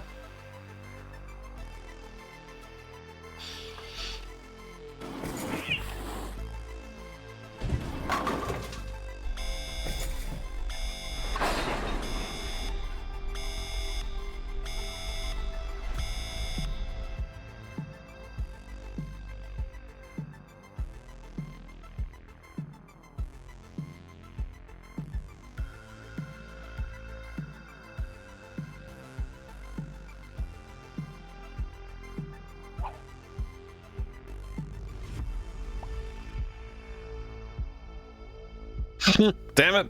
Yeah, this is just gonna be the way it is. Like, I can line them up if I spend a few minutes doing some programming and not just trying to align them using spaces. It's because it's not a mono-spaced font. I could try switching to a mono-spaced font, I guess, but I don't think there is one in here. Unfortunately.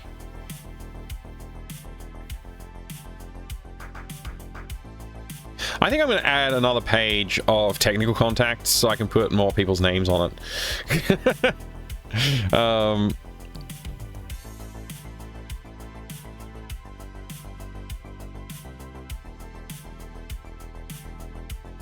trying to decide if I do the programming or not. I kind of don't want to, but I mean, so what is line? Whoops. Oh yeah, that doesn't work.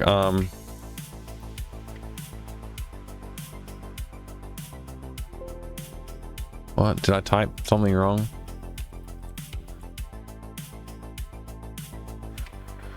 I'll just scroll up till I see the definition of line, I guess. It's fine.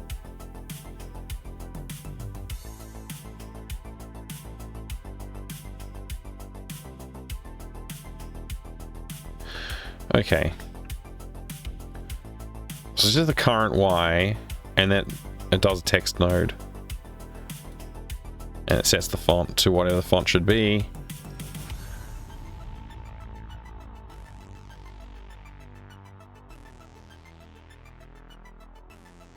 So I should just be able to do that. And yeah.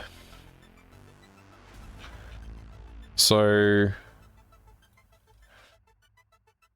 if I'm here, for example,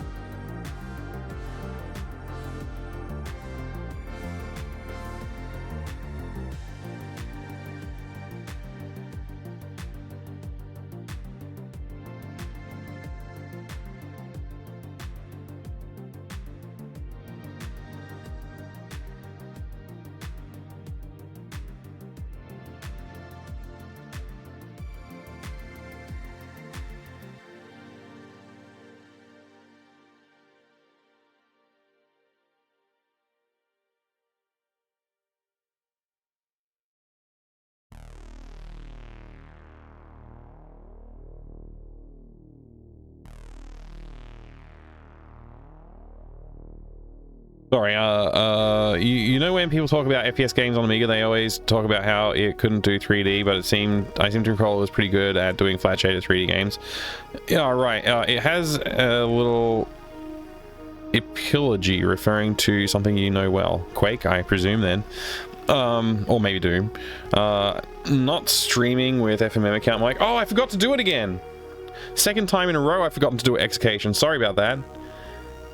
If I had have done it, maybe more people would have shown up tonight. I don't know. I'll do it right now. I'll add myself.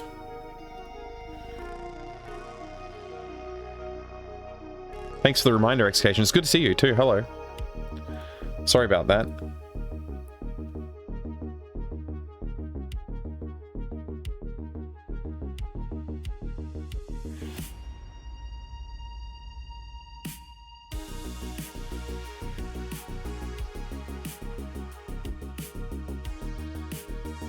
There you go. Now I'm streaming with myself. Excellent.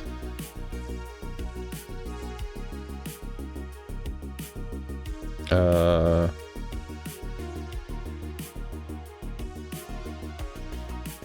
you go.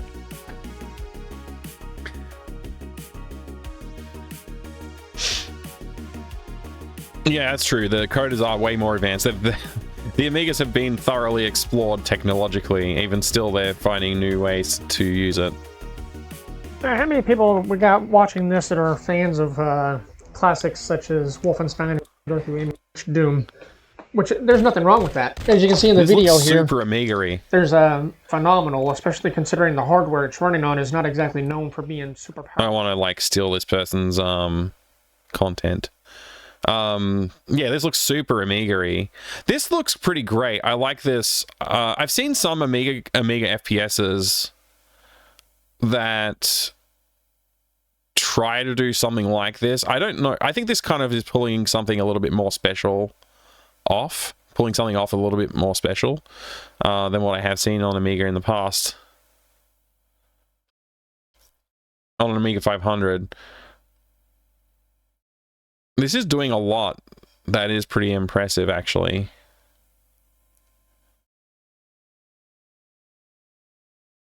I mean, you can see like you can see like it can't do. Actually,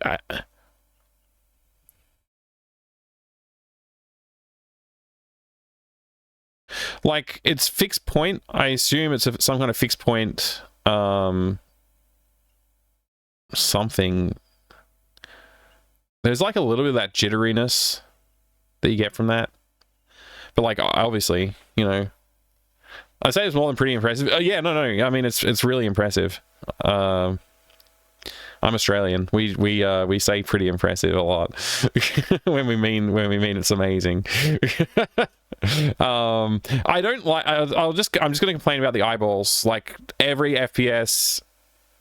When they can't think of what to do for an enemy, they just put an eyeball, like a big eyeball. It's like the least imaginative enemy ever. But yeah, I don't think I've seen this one in high. I've seen this one this high resolution, right? I saw this in early development. It has come a long way. Yeah, I bet. This is a decent resolution and good speed. Yeah, it's an amazing speed. That's the thing. I don't. Is this a? Oh, this is the. What is this timer? What is this? Is this frame time or something like that? I don't know what this number represents. Eyeball equals Cacodemon, but without the lawsuits from Bethesda. Maybe. I see. Somewhere between quite and rather impressive then. Right, I don't know.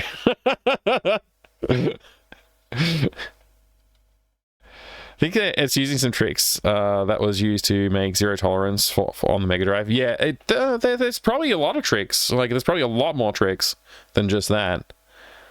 Like, again, this is like this is made recently, right?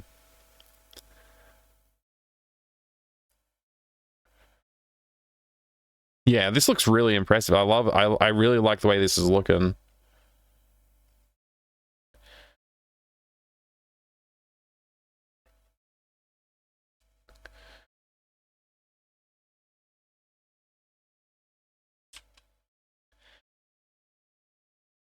Yeah.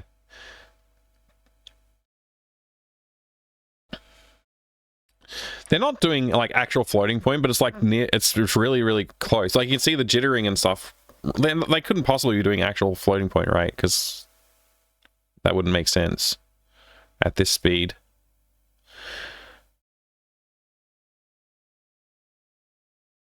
That's very cool. That's very cool. I would like to play that game. United Developing has a YouTube channel where they've been posting updates periodically. I should go check that channel out. If you want to post it in the Discord, whichever channel you feel like, I don't really mind. I'd love to see some more of that. I would like to also play that game. Yes.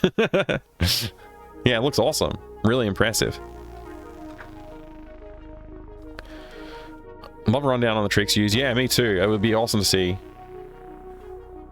Abuse the sprite unit. Yeah, I don't know. I haven't really programmed for Amiga. I only have a very high level like idea of what's in that thing. What was I trying to do? I was just going to try and test. I was just trying to test one little thing here to put the. I just want the books to be slightly more readable. I'm just trying to slightly improve the book, and I have to watch the whole entire intro. Damn it. And I want to stop streaming soon too. I didn't want to stream for like 3 or 4 hours, and I just want to do like a quick like 2.5 hour stream, finishing some of the patching. I'll keep doing patching throughout the week. But I kind of want to do a GOG stream tonight. It's been months since I've done. Oh, not months, but it's been over a month since I did the last GOG stream. So I would like to get back on there and do another stream.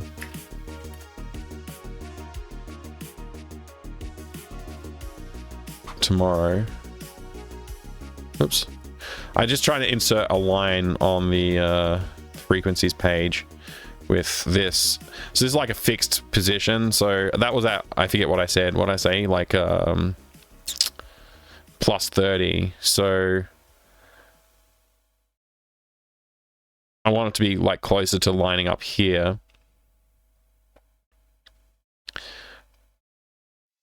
But yeah, that's like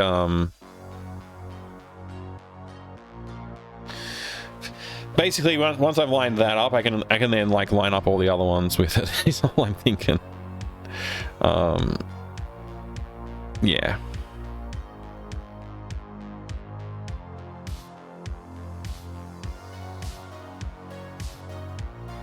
I hate this track. I don't know, how does the track keep creeping back into my playlist? I swear I've removed it so many times. Condition.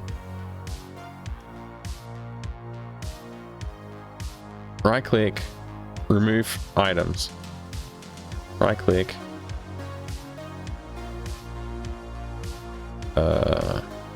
Remove items.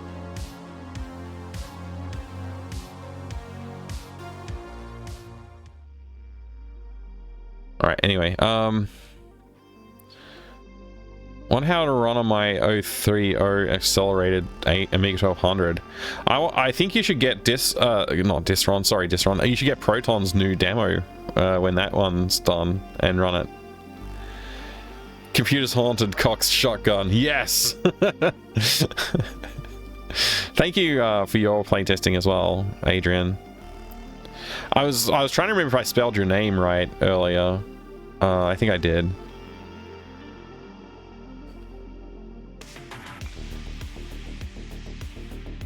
Is grind different from dread? I don't know.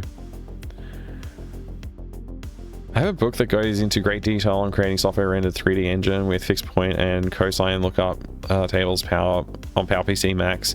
It's fairly straightforward, but that it requires PPC makes me suspect you'd need a lot of tricks on a 68,000 machine like the Amiga. Yes, I suspect you would need a lot of tricks.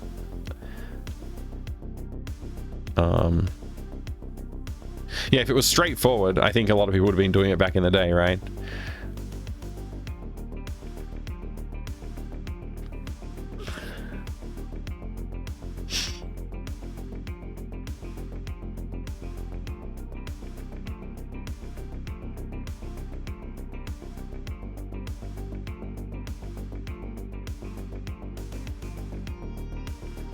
What if I just don't specify the font?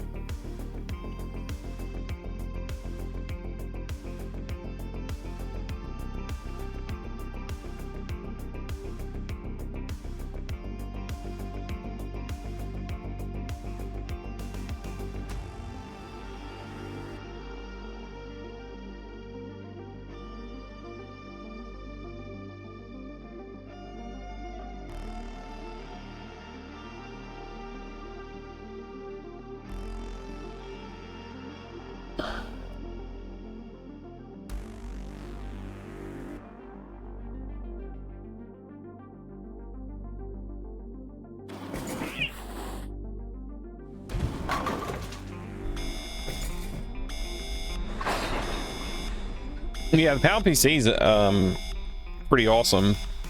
Motorola, right? Motorola chips.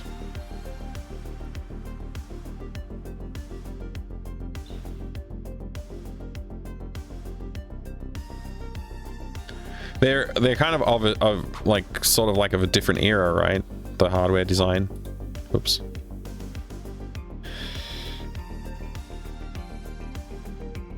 So I'm off by a bit, but spacing is almost about right.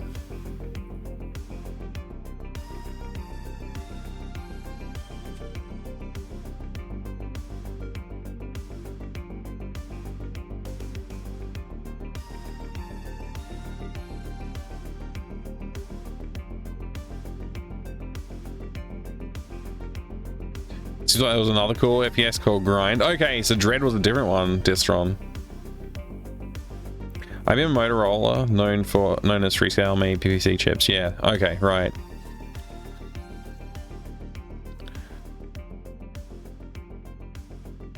Ever since I added this intro, I haven't been able to disable it. And when I just tried disabling it earlier, because I forgot, and it doesn't actually like work. Like I need to like actually do the disabling better for the intro. Right now it's a bit busted up. It's a great intro though. Boeing still uses Motorola 68040 CPUs today in their planes. Interesting. Don't blow the whistle though. Wait, what? I thought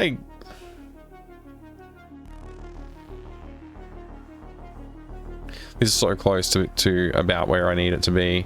I guess I can like knock that back a little, hit the P a little further back, so to speak. 50 plus 70. Oh, this should have been 100. I don't know what I was thinking. That should have been 100. Okay. Anyways, so I ought to be able to just do this.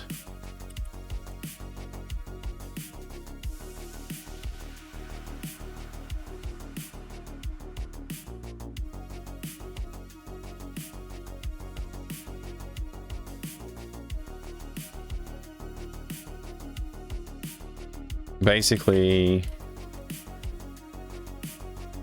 that, and then if I just do like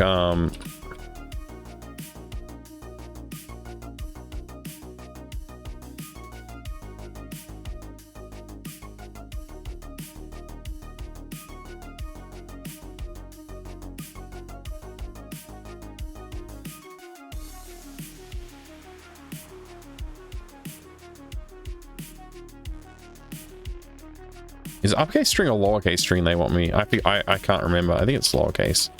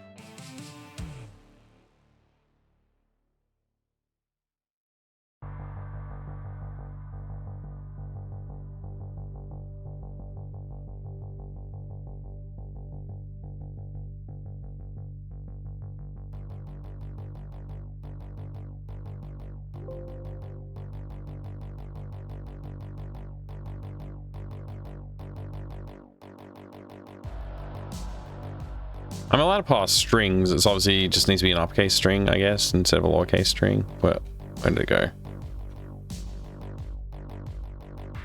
Yeah, it has to be uppercase string. Okay. I knew it was one or the other. I couldn't remember which one it was.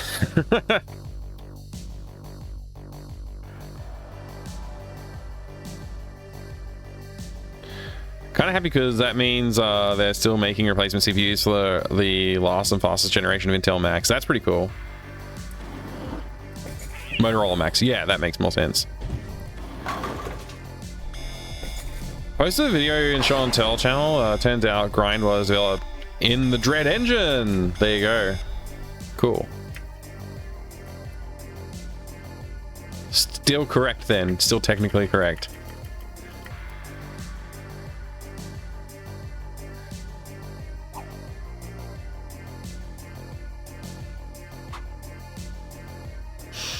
Oh, they're so perfectly aligned.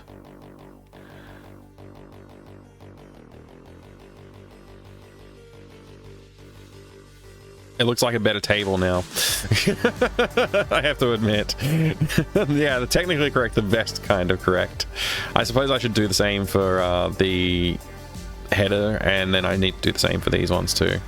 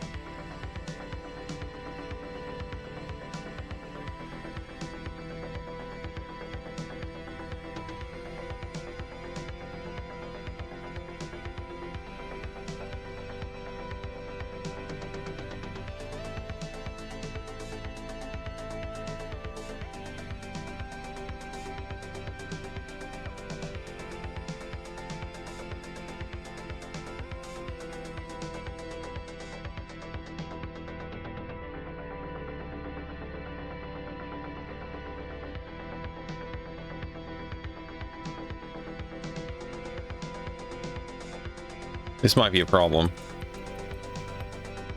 We'll find out.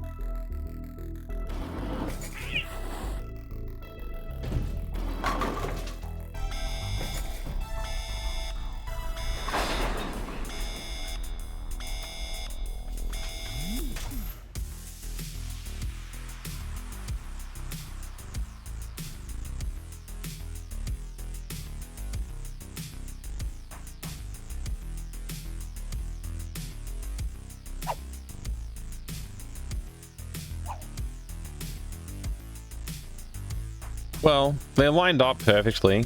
But yeah, the issue here is kind of problematic.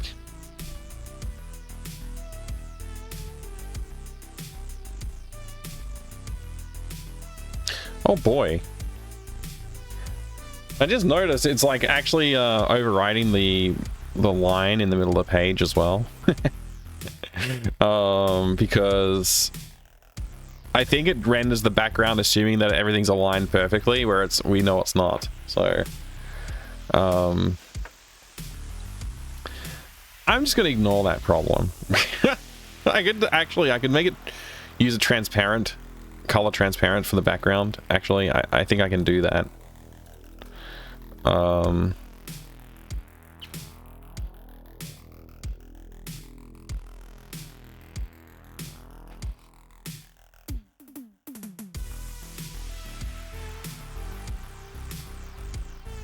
Wait, that's the FG. I meant the BG. The BGs need to be transparent.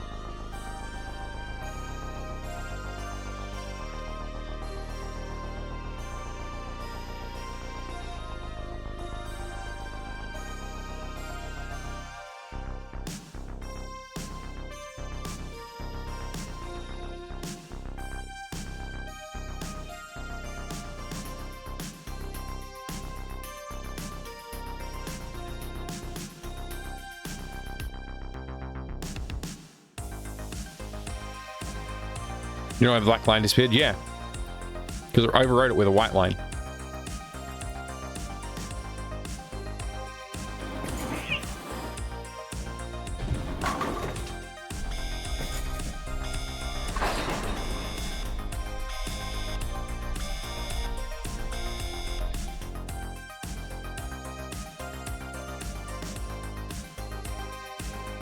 I really should have spent some time to program in the skip, so I didn't have to watch the intro every time. I didn't want it to test something.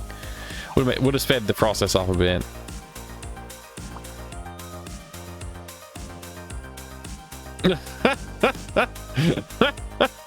I mean, it is technically doing what I asked it to. I just didn't think that it would. I was like, I don't want it to change the color of anything. What I should do is like actually maybe I can make the node an alteration to the node so that it won't render anything at all. If I specify like some special value like -1 maybe. I mean, damn. Specifically for cells, which is I would just go into cells and say, oh, where is that?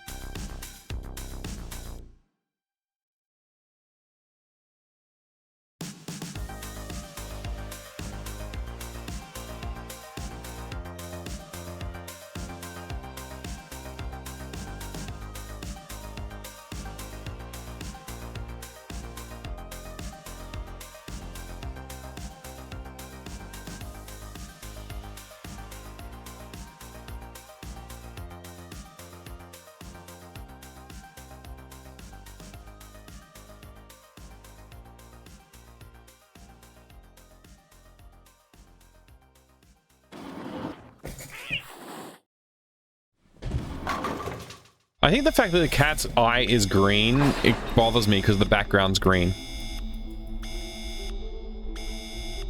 Maybe we should make the cat's eye yellow instead.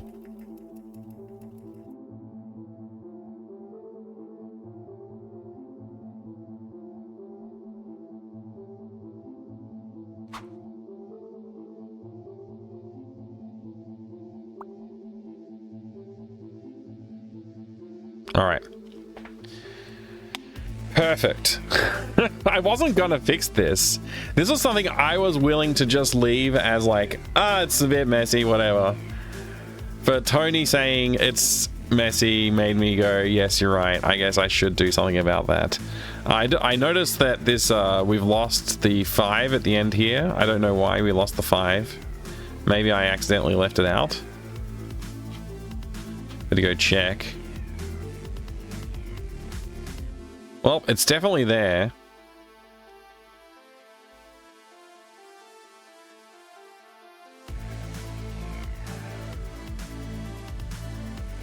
Oh, we might have used up the last text element, maybe.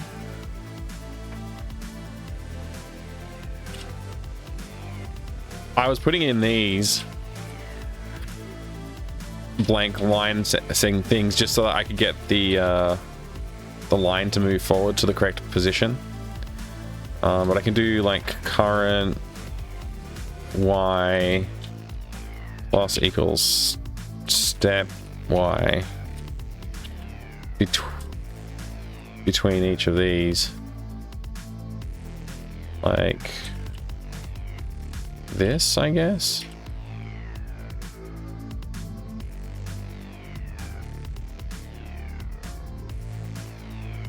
Maybe that would, because there's only like the way AGS script works, it doesn't really have like good way to do dynamic arrays or anything like that, or linked lists or anything good.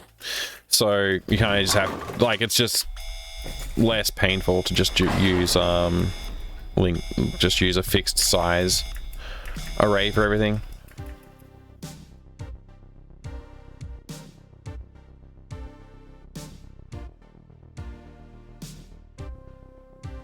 So I think maybe it ran out of enough nodes to render from.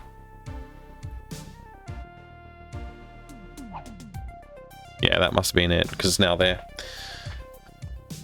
Because yeah, we just like tripled or quadrupled the number of lines on the page almost, the number of text elements on the page almost. Yeah, this is perfect now. No problems.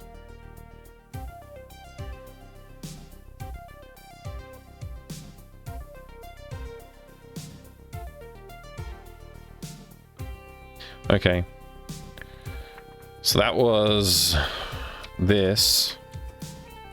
Text on left side of hamster coding manner is hard to read. Yeah, I'll fix this one.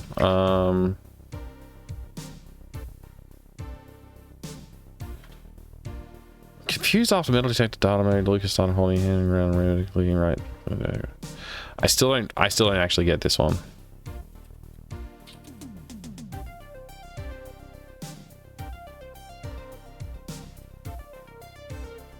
When having blueprint open bottom text, yeah, this is maybe move GFX up a bit. It also doesn't bother me enough to fix it, so. Alright, that's pretty good though. Fixed a bunch of stuff. Write a text renderer for this game. Yeah, I wrote this thing. I wrote this whole thing to handle the book rendering because I didn't like the way the GUI works. The GUI's really, like GUI editor in this, I just hated it. I couldn't stand it. So I wrote my own, like, node rendering thing with pages and nodes and stuff. And it works pretty well. I don't know if it's perfect, but it works pretty well. And it'll let me do things like the way I wanted to. Like I kind of wanted to just be able to type text in. And technically I could have like made a data format, like a file format that I could just type a book out and it would have just generated from that instead of having to write each line of as a line of code like this. I could have actually done it. as a data format, but I decided not to because that would seem like a waste of time, you know.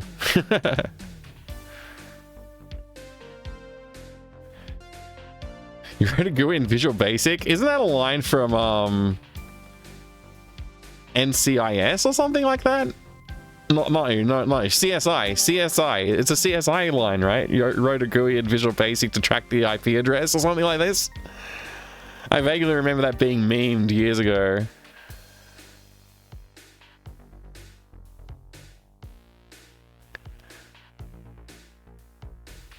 Probably used images myself. Yeah. I wanted it to be dynamic. So I can actually, like, originally, my original plan was to have all of the signals, all of the frequencies randomized. At the moment, the only randomized text in the book is just the sensor module. I think it's randomizing these was maybe a step too far, so I decided not to do it, but I could easily do that if I wanted to.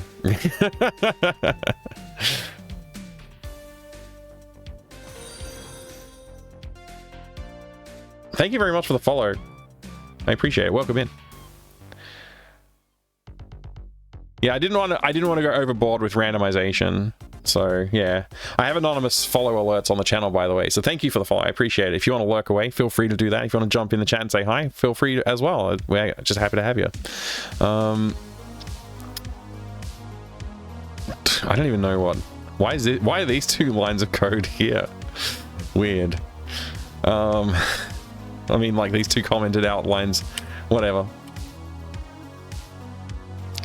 But yeah, I could only fit so many people in the technical contacts list, which was really frustrating. I could add another page. But yeah, currently I think we have 6 pages already, right? I mean, it's no big deal. We can add another page if we want to. Maybe I'll do that during the week. I got a lot of little things to fix still. Let's watch the intro again one more time. I'm not going to press anything. We'll just watch the intro play out. I need to get a few things for my adventure. I'm going to need my metal detector. Oh no, what's going on? It sounds like the cat is chasing Cryo. Oh no, I'm getting locked in.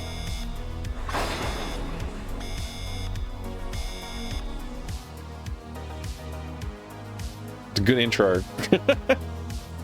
404, exit not found. I'm locked in. Yeah, I mean, I gotta do another dialogue pass on the intro before I ship it. I need to use the computer to unlock the door. I'll take notes in my notebook. I can figure this out, or my name isn't whatever my name is. Okay.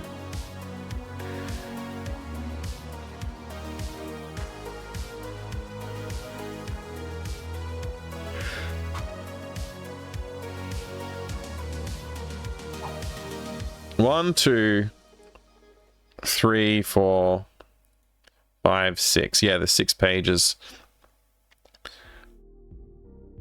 I can definitely add more pages if we want to.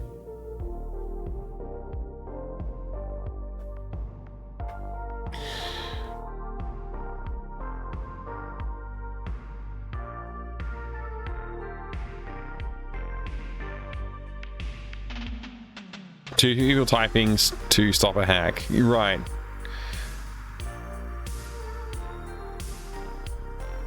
It's usually a sure bet that NCIS does the bad tech, like 2 idiots on one keyboard scene, but the Visual Basic GUI to track IP addresses is CSI. It's so funny.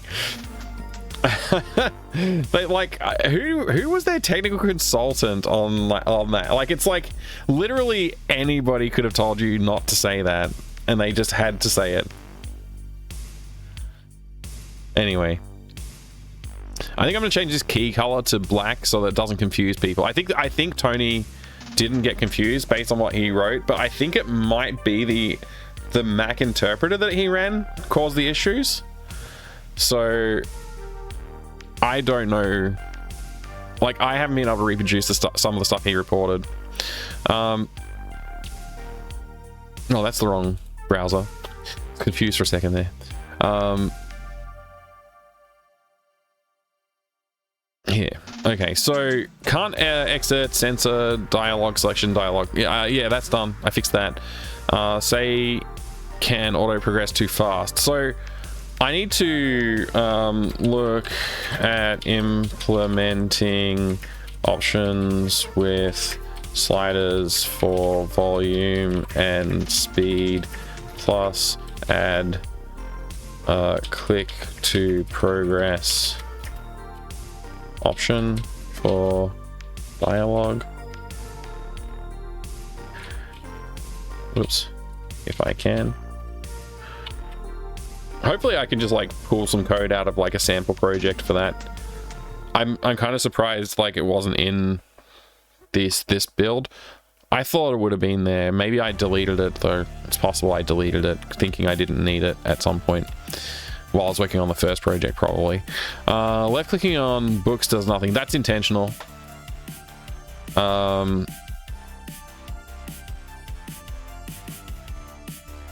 things tried on spool. I actually watched Disron's video that he sent me.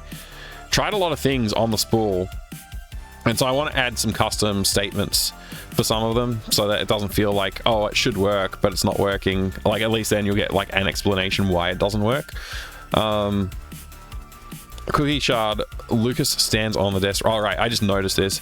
Yeah, it's like the position that you move to pick it up. I think I just need to like make the floor not standable there, basically. You get too close to the desk and it looks like you're kind of floating. If there's a sensor in the plans, yeah, this one, I actually need to spend time on this. I mean, damn, who was that? That sounds like a Coburn. It's a Coburn. How you going, Coburn? Consider letting the player add the battery to the plans rather than the finished metal detector. I think I won't do that, but I will do the part where you can use the metal detector on the battery to combine it. Because that was something I personally do not like, when you can't combine both directions. If something's combinable, you should be able to do it both directions. And I guess I just forgot to do it because I would personally prefer it to be both directions.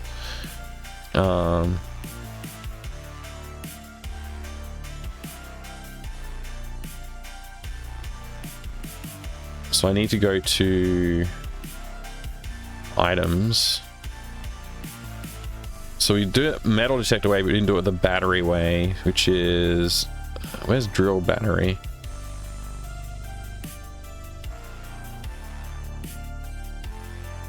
I think it's this one. Yeah, that's the drill battery. Use inventory on this item. And we need metal detector, use end.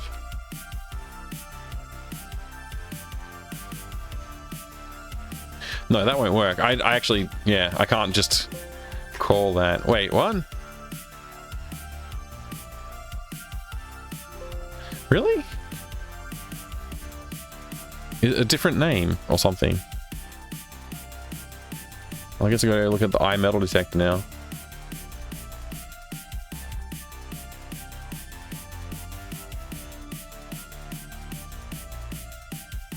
Seems to be metal detector use. Wait. Add battery. What does that battery do? Has battery. It already has battery. If player I don't know. Okay. So it will attempt to add the battery.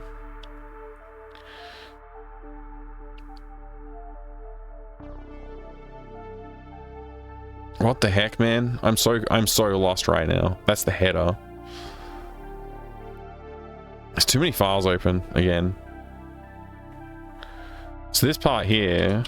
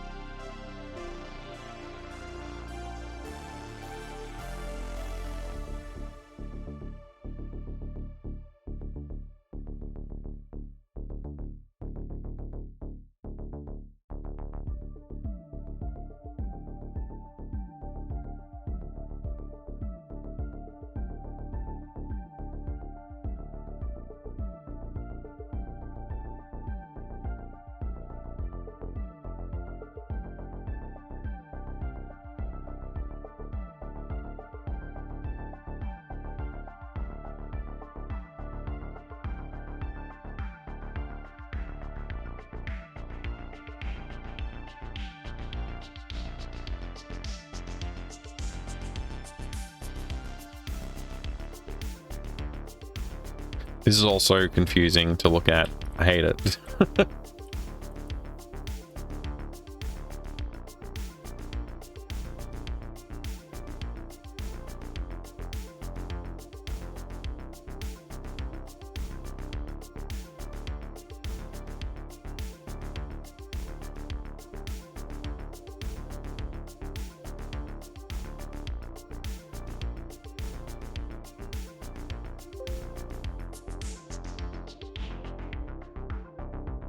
What?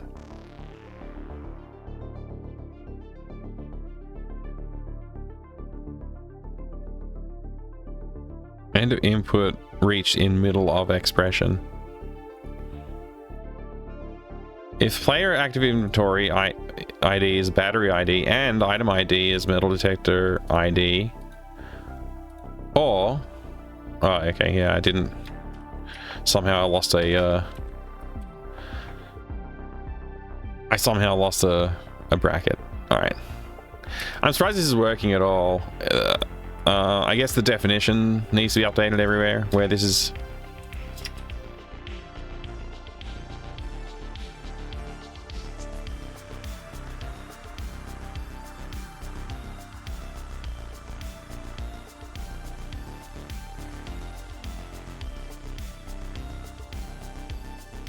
Okay, that's all the definitions. So then if I go to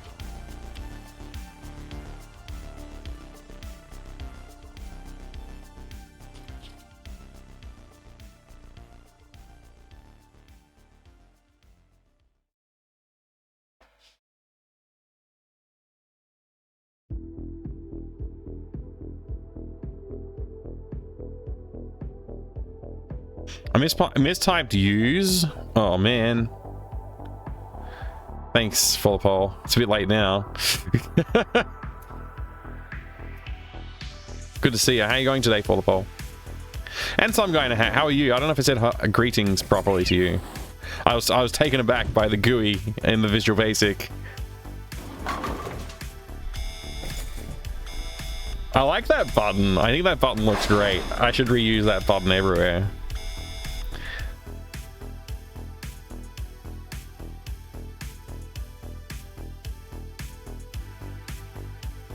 The intro is not bad. I feel like the cat could be on screen for like 5 more frames and it would still be cool, but it's like I don't want to overdo it as well. I don't want to like linger on that shot. And I'd have to animate it moving more, otherwise it would look weird. What am I even doing? This... Wait. Oh, okay, yeah, SC88. I need to get the SC88 Pro sensor module.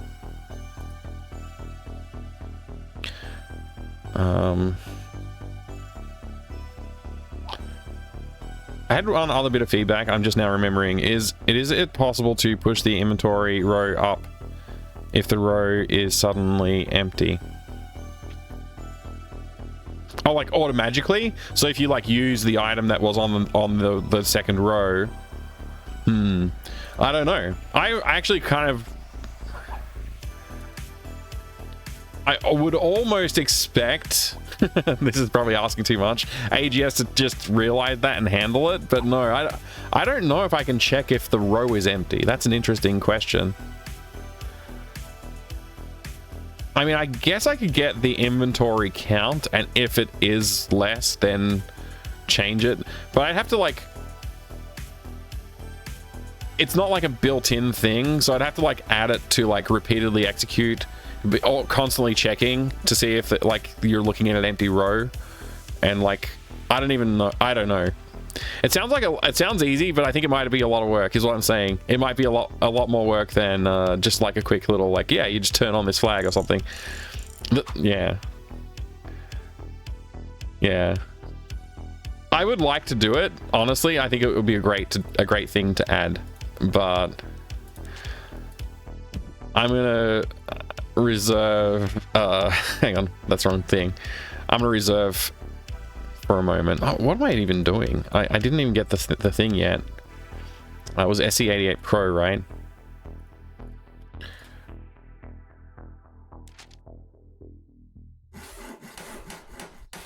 Cool. Now, what I need to test is using the metal detector on the battery. Hopefully I don't forget and just do it the other way around, because that's what I've been doing.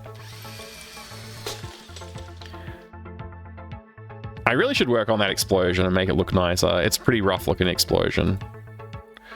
I spent too long on it though. I almost did it. I almost did it the wrong way.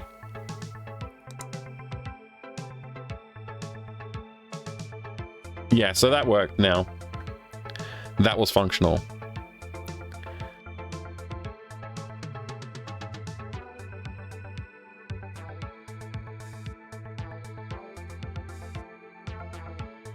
It already has a battery.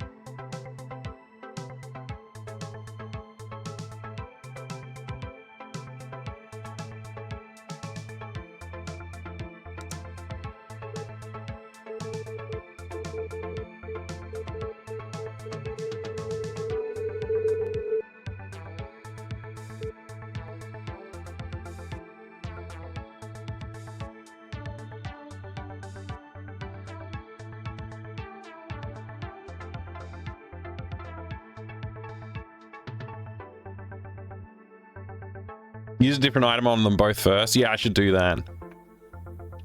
Just to be doubly sure.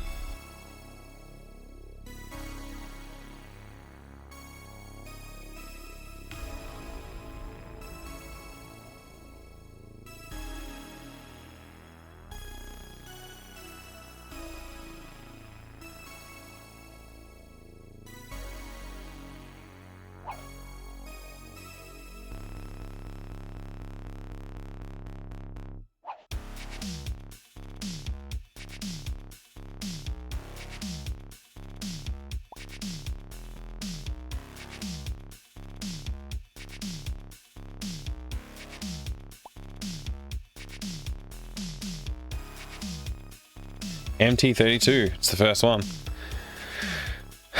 Sometimes I think it's just not, it's like, it seems to be the MT32 so frequently, and it's the first thing in the menu, so I don't know, whatever. Some people will definitely fluke it.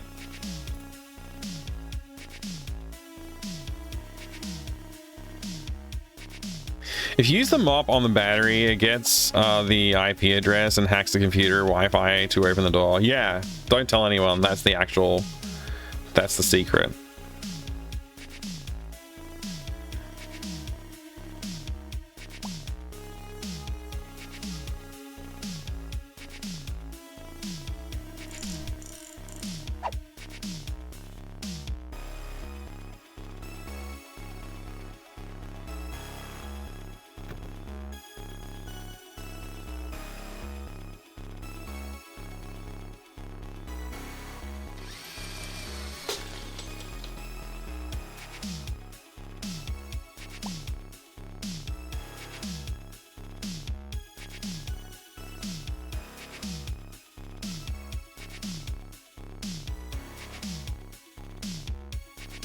That's a bit weird to say that. Also, it's saying it like way early.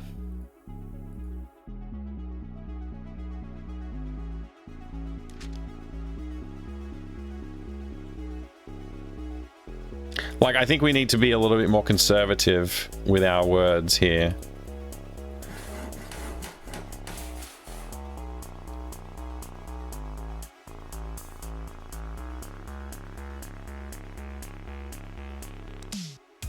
So yeah, when you use it on the battery, I think you need to like behave differently, which makes sense.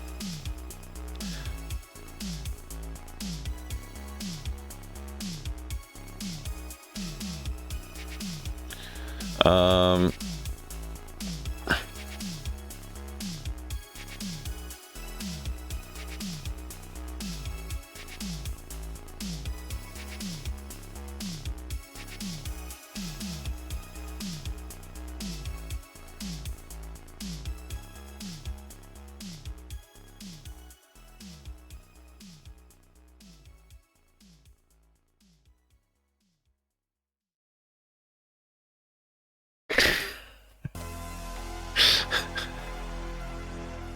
there you go. What a shocking idea.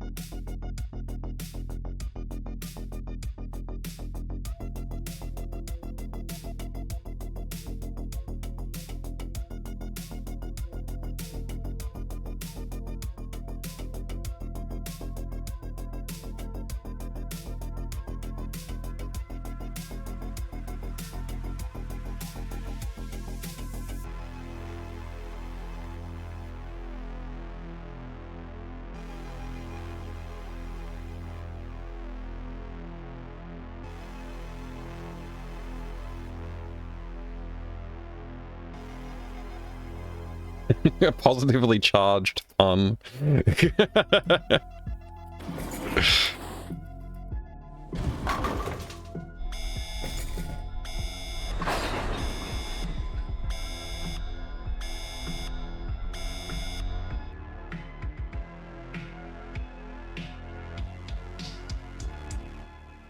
Oh, this stream has gone too long already. I only planned to be on for like 2 to 2.5 hours.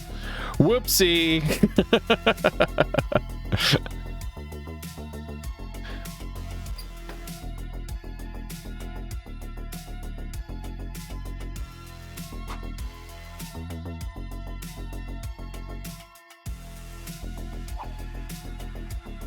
This stream has gone too far, I tell you, too far.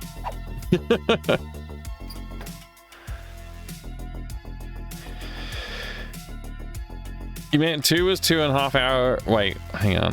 What you meant was 2 to 2.5 hours less than the long stream you did the other day. Right, yeah.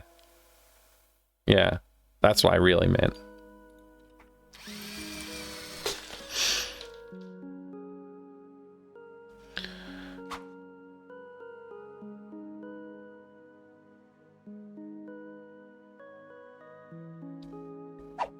You ready, Adrian? Hey, Lord Aziel, good to see you. Common occurrence. Oh, collect daily and you like the art poster? Good. Common occurrence in software programming and other places. Hofstadter's law. It always takes longer than you expect, even when you take into account Hofstadter's law. Yeah, I was just setting myself a time limit, though. I knew it was going to take me longer to do all this. I just was like, hey, if I do a little stream, that'll be good. But I did a bit more than a little stream. So if I use this on this, what do we get? What a shocking idea. Yeah, that's good. So it doesn't give it away. It's not giving it away what it's for anymore, which is good.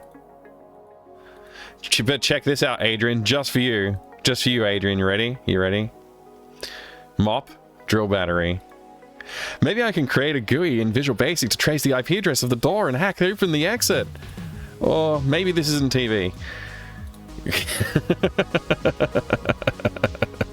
You have to use the mop specifically. The mop actually has multiple Easter eggs now too, by the way. I'm not some kind of space janitor. It's not that kind of quest.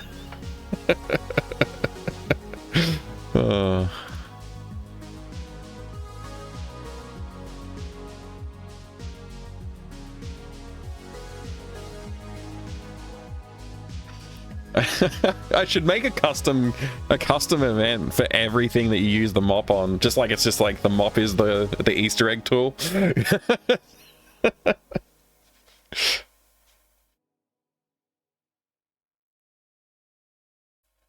Can't dig up anything with a shovel?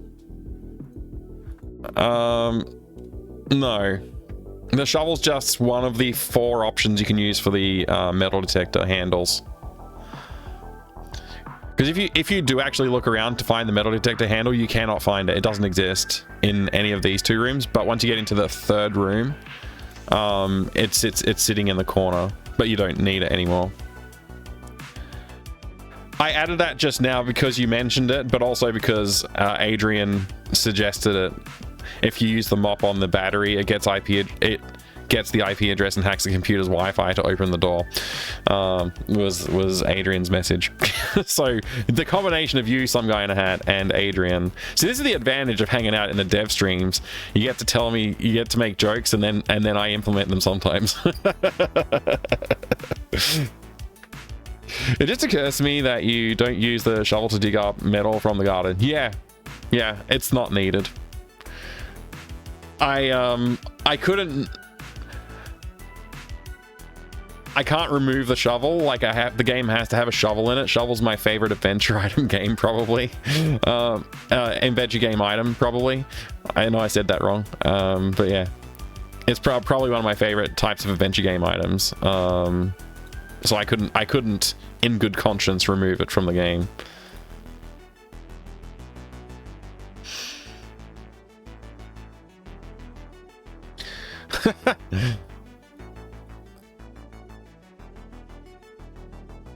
Some things, yeah.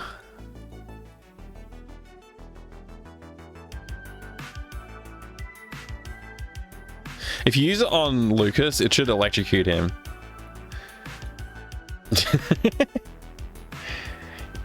You could make it used for digging. I could, but I don't want to make it necessary for digging,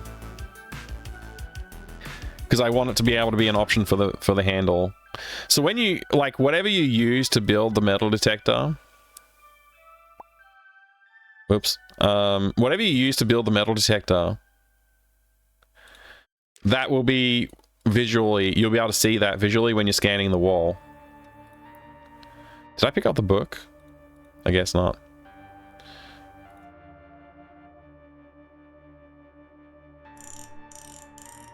I don't want it is a great reason. Good.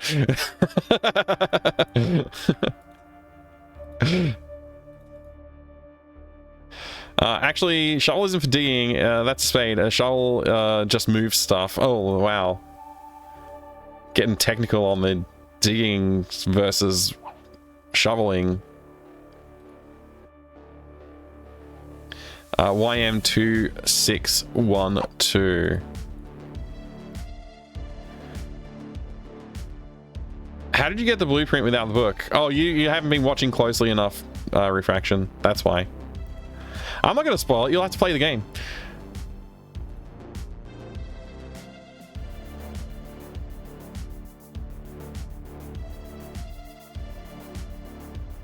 Seems to be in the book too. There's 2 blueprints.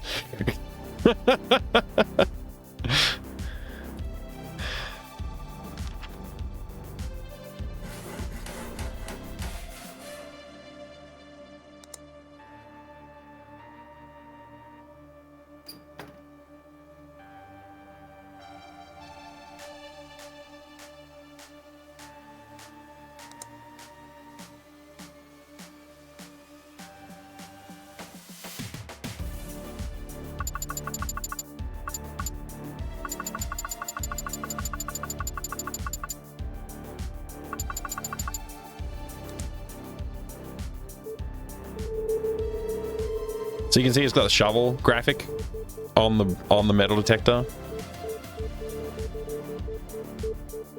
And if I build it with the hockey stick, it would have the hockey stick graphic on it. And so forth.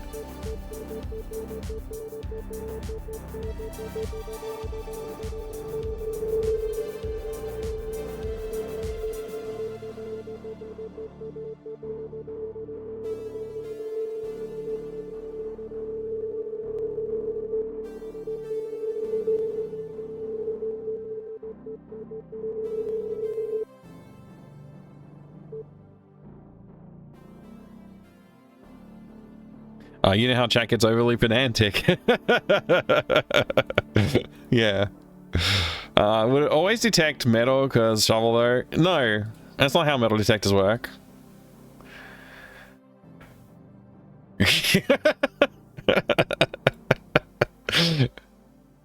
It's a special kind of shovel that can't be detected by metal detectors.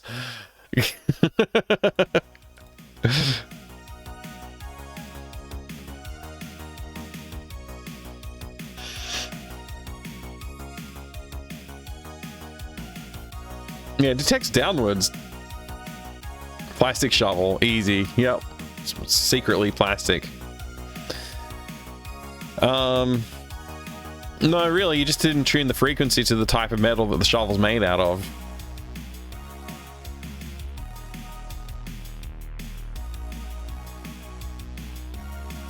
Just to repeat yourself, it's just a show. It should really just relax for Mystery Science Theater 3000. Oh wait. Just repeat to yourself, it's just a show. I should really relax for Mystery Science Theater 3000. I've never watched Mystery Science Theater 3000. I should try it someday. Lots of people love it, and I think I would like it too.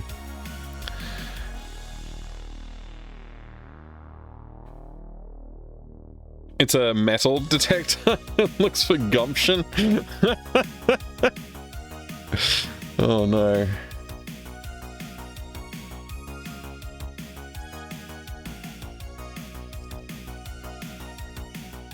I think I'm gonna call it a night. I know I haven't finished everything, but I finished a lot of stuff, and I can spend some time over the next few days doing more. I need to fix this. I need to fix. Oh, that's done. That's done. Okay, done. Right-clicking when the detector is beeping can leave a blip on the screen. I think I fixed that. I'm pretty sure I fixed that. It's kind of hard to test. It's hard to test that because you have to click like right when the blip is visible. Rope hook is still clickable after getting. Oh right, yeah. I can fix that right now. That's not hard.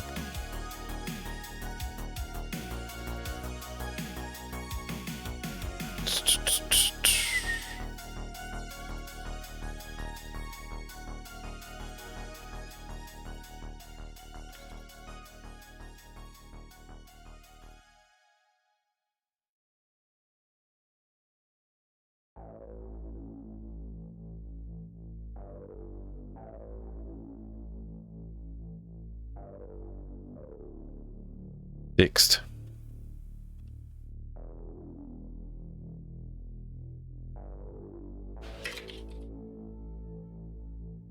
When detector is in hand, click on wall, just go into wall mode. Yeah, that's done. Button press. What? Button pressing on metal detector sound is annoying. Right, that was Distron's thing. I don't know what to do about that. Like, I guess I could turn it down, like reduce. I like it. I like the sound of it.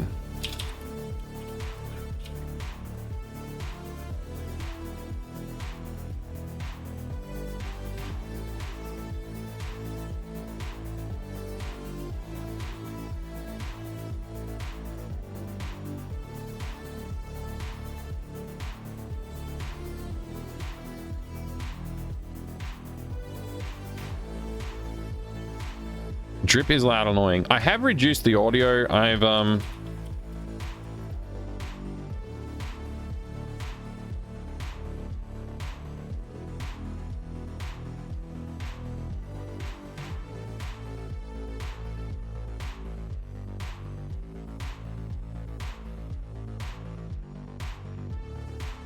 Which I guess I could do right now. What's stopping me from doing that?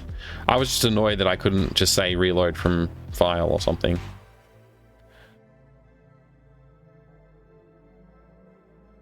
Where are they?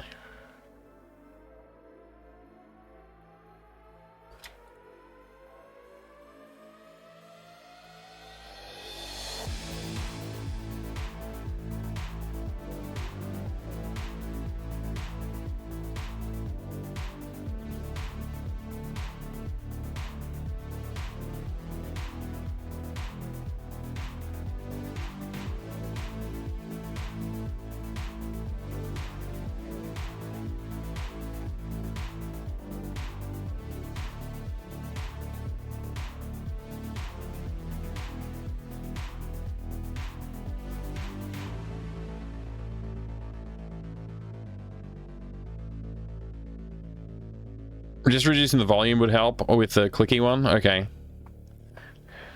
When I add the, well, I guess if, because I may not do it, but when or if I add the volume slider,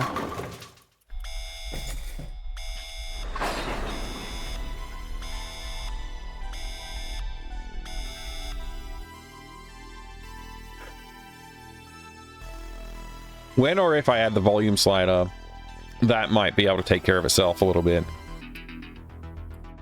Wouldn't that sensitivity be misophonia? Maybe an FX slider too.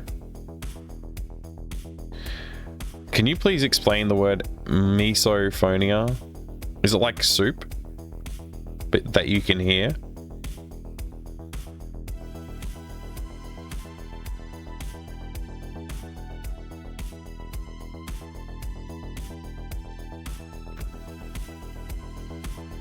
There will be music eventually.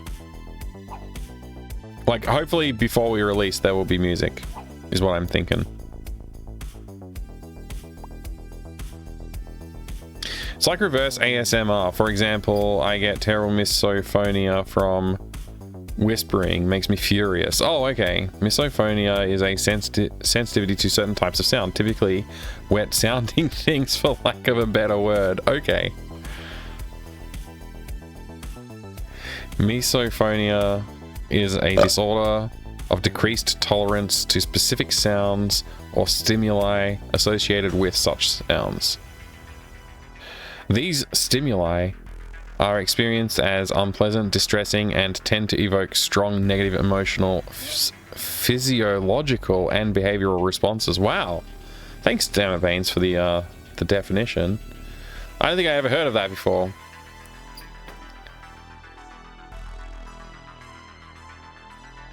The step sound effects annoyed me. Oh boy, we're having fun now! The step sound effects annoyed me a lot, but turning them down helped. Oh, in your game. Right. I was like, I don't think there's any step sounds in this except for when you finish the game. You climb the stairs. Okay. No, alright. Hang on, I gotta turn my music down and I gotta turn the game up again.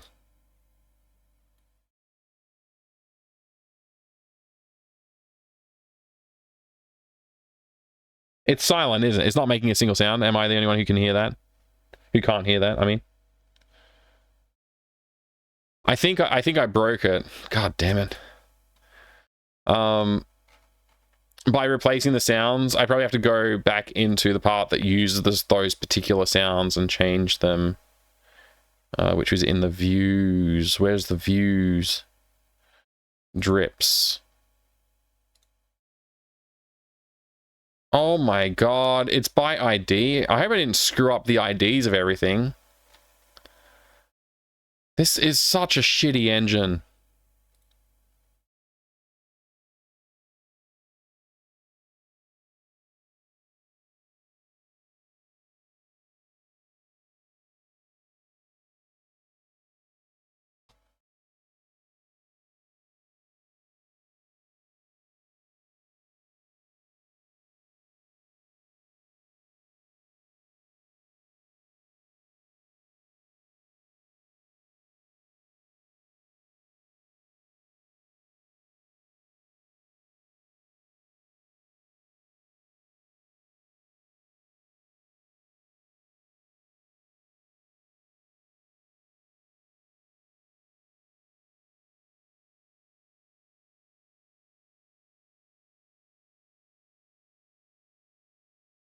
I think a common example would be nails on a blackboard sound. Yeah, that makes sense.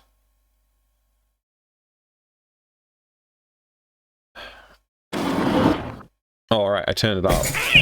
It's full volume. Let me turn it down a bit. There you go.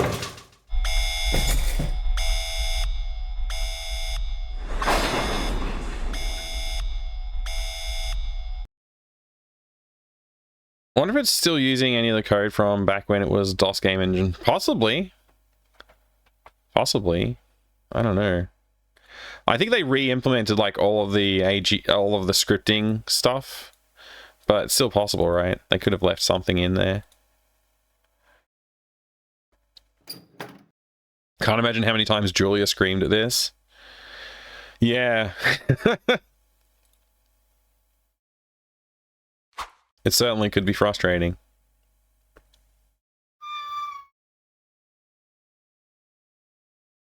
All right.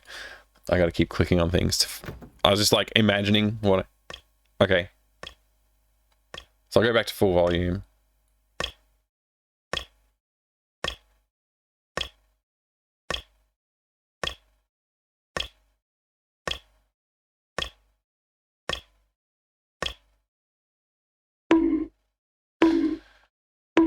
What the heck? That's not the right sound effect. I've selected Bonk 2 instead of Drip 2.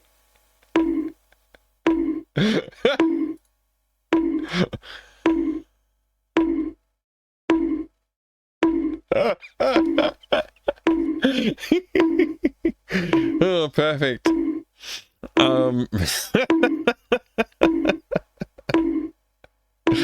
I should just leave it like that.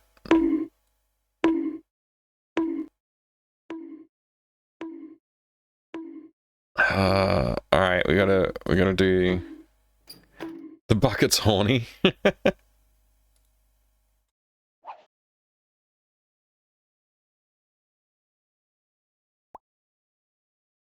Make him kick the bucket to fix the sound. You're right. Just murder the boy. A massive deep bucket. Yeah. It's just insanely deep.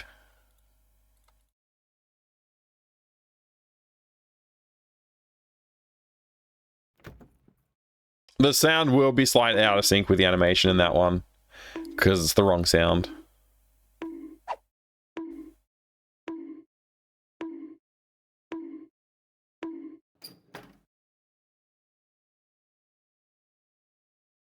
YM2612, same as last time. Crazy. What a coincidence. Oh, damn it.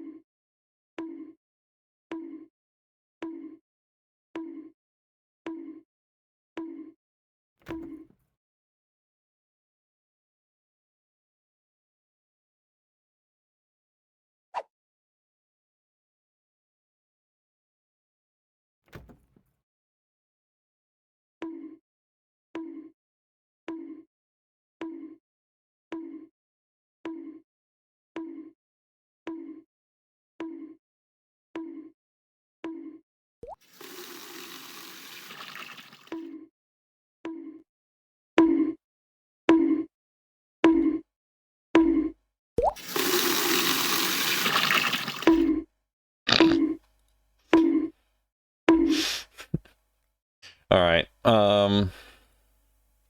That should be fine. I guess I can test it again real quick because it doesn't need to be anything special.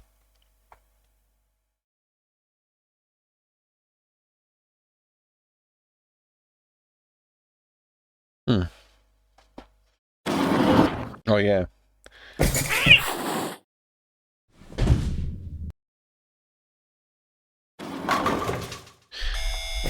I wish I could use the R2-D2 like squeal when the hamster runs across the screen.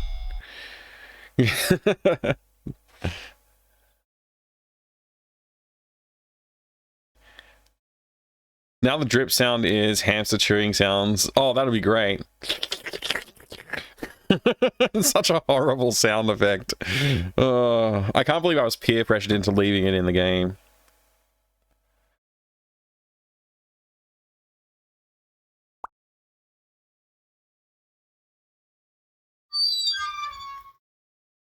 Alright, full volume again.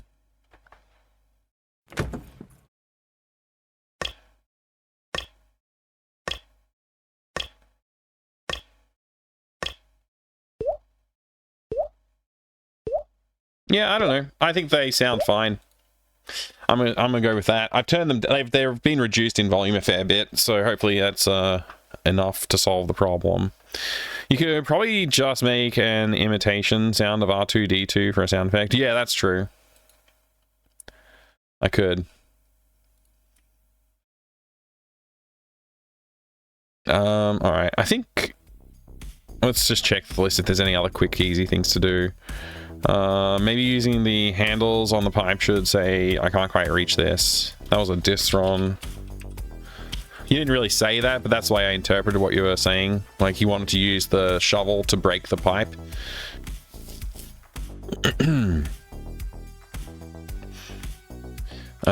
If no valid frequency, I suppose that's supposed to say, a frequent, is selected, say, I guess I need to find the right frequency. Oh, this is like when you're scanning the wall, yeah. To make it a bit easier to, like, hint the player towards checking the frequency.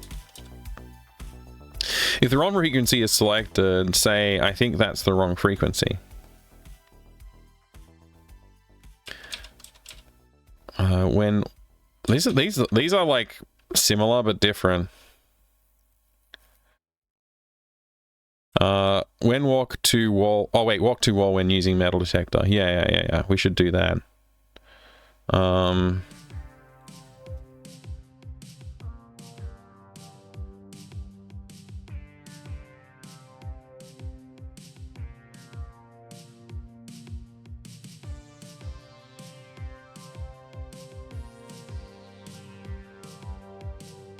Oh, I mean,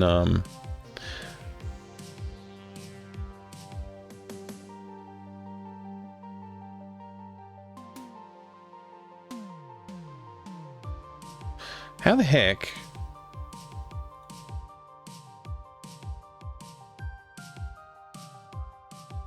Keeps on going back to this document. Freaking insane. This freaking editor's the worst.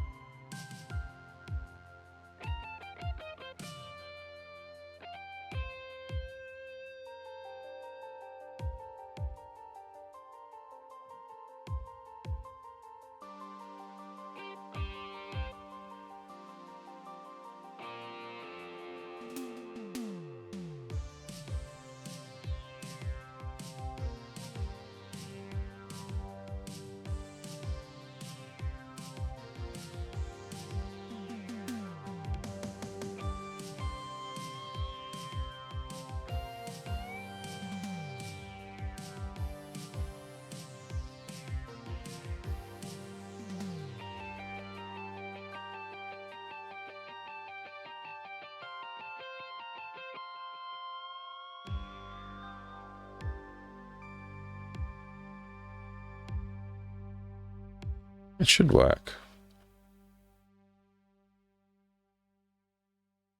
Give the bucket a 1 out of 100 chance on playthrough to play a different sound effect.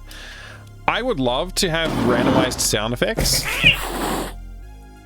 for the drips, but the way you can only allocate one sound, as far as I can tell, you can only allocate one sound per frame, and it has to be the exact same frame exact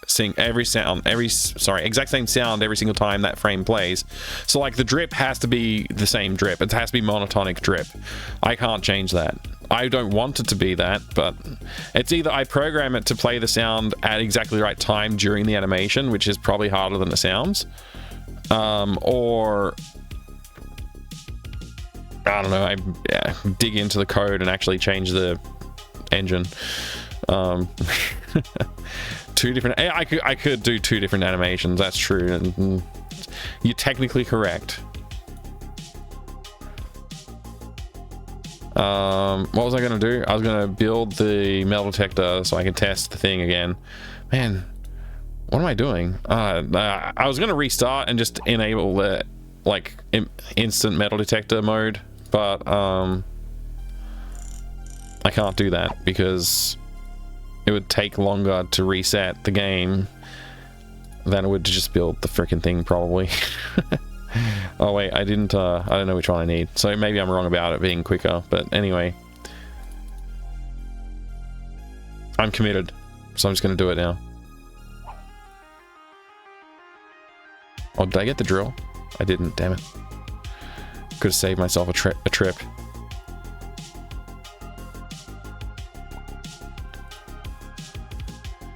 ASM 6502.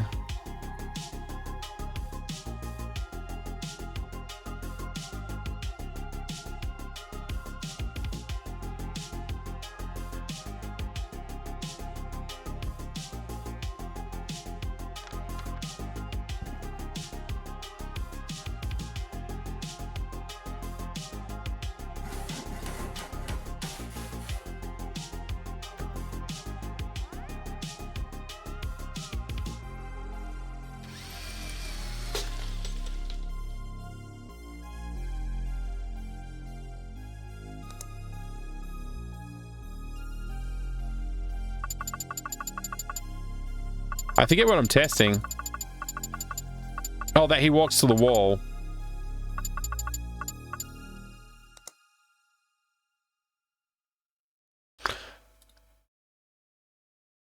I didn't enable the wall hits point. So he did not walk there.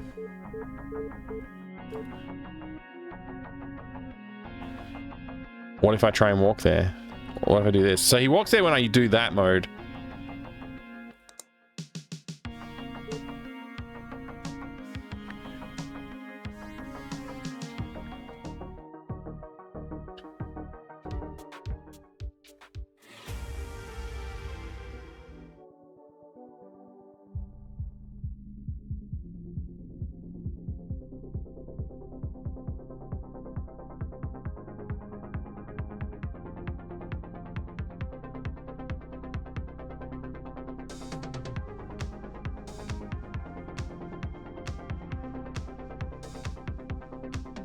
Oh, if you're already in metal detector mode and you click on the wall, that's that special case that I added in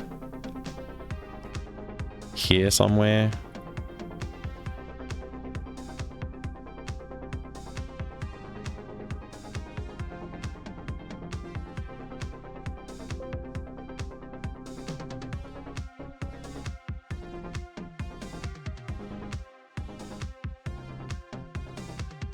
Or was it in here? Or was it in here?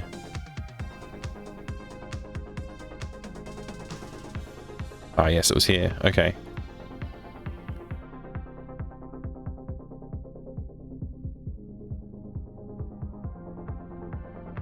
Oh, wait. That's just handled in the...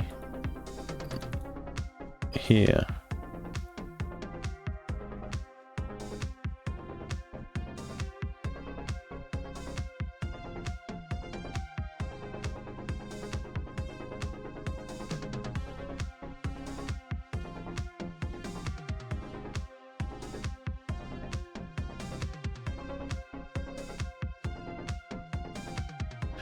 There you go, that'll do it. Hey, Mac, good to see you. Having cheat functions to help quicken up development is a two-edged sword. You stop testing the game as it should be tested, but you can get stuff done quicker, better. Yeah, exactly.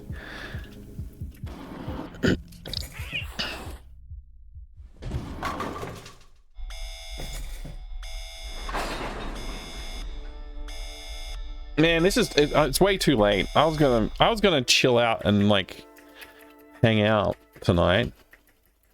Watch some TV. Relax.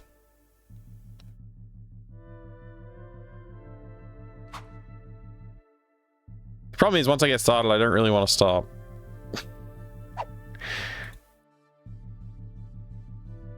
How's it going today, Mac? Thank you for the shocked mic, the pyramid.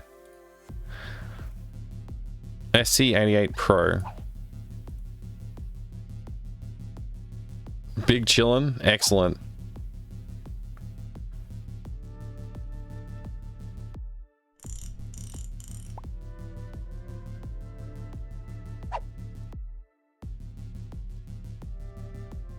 Oh, I will stop after this one.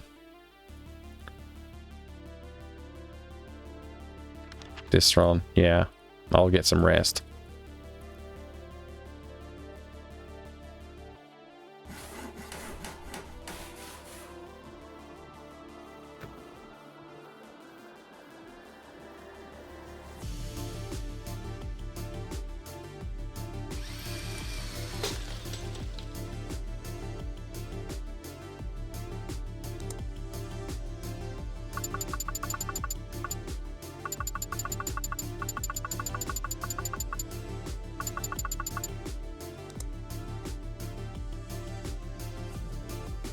Yeah, okay, so it works perfectly now.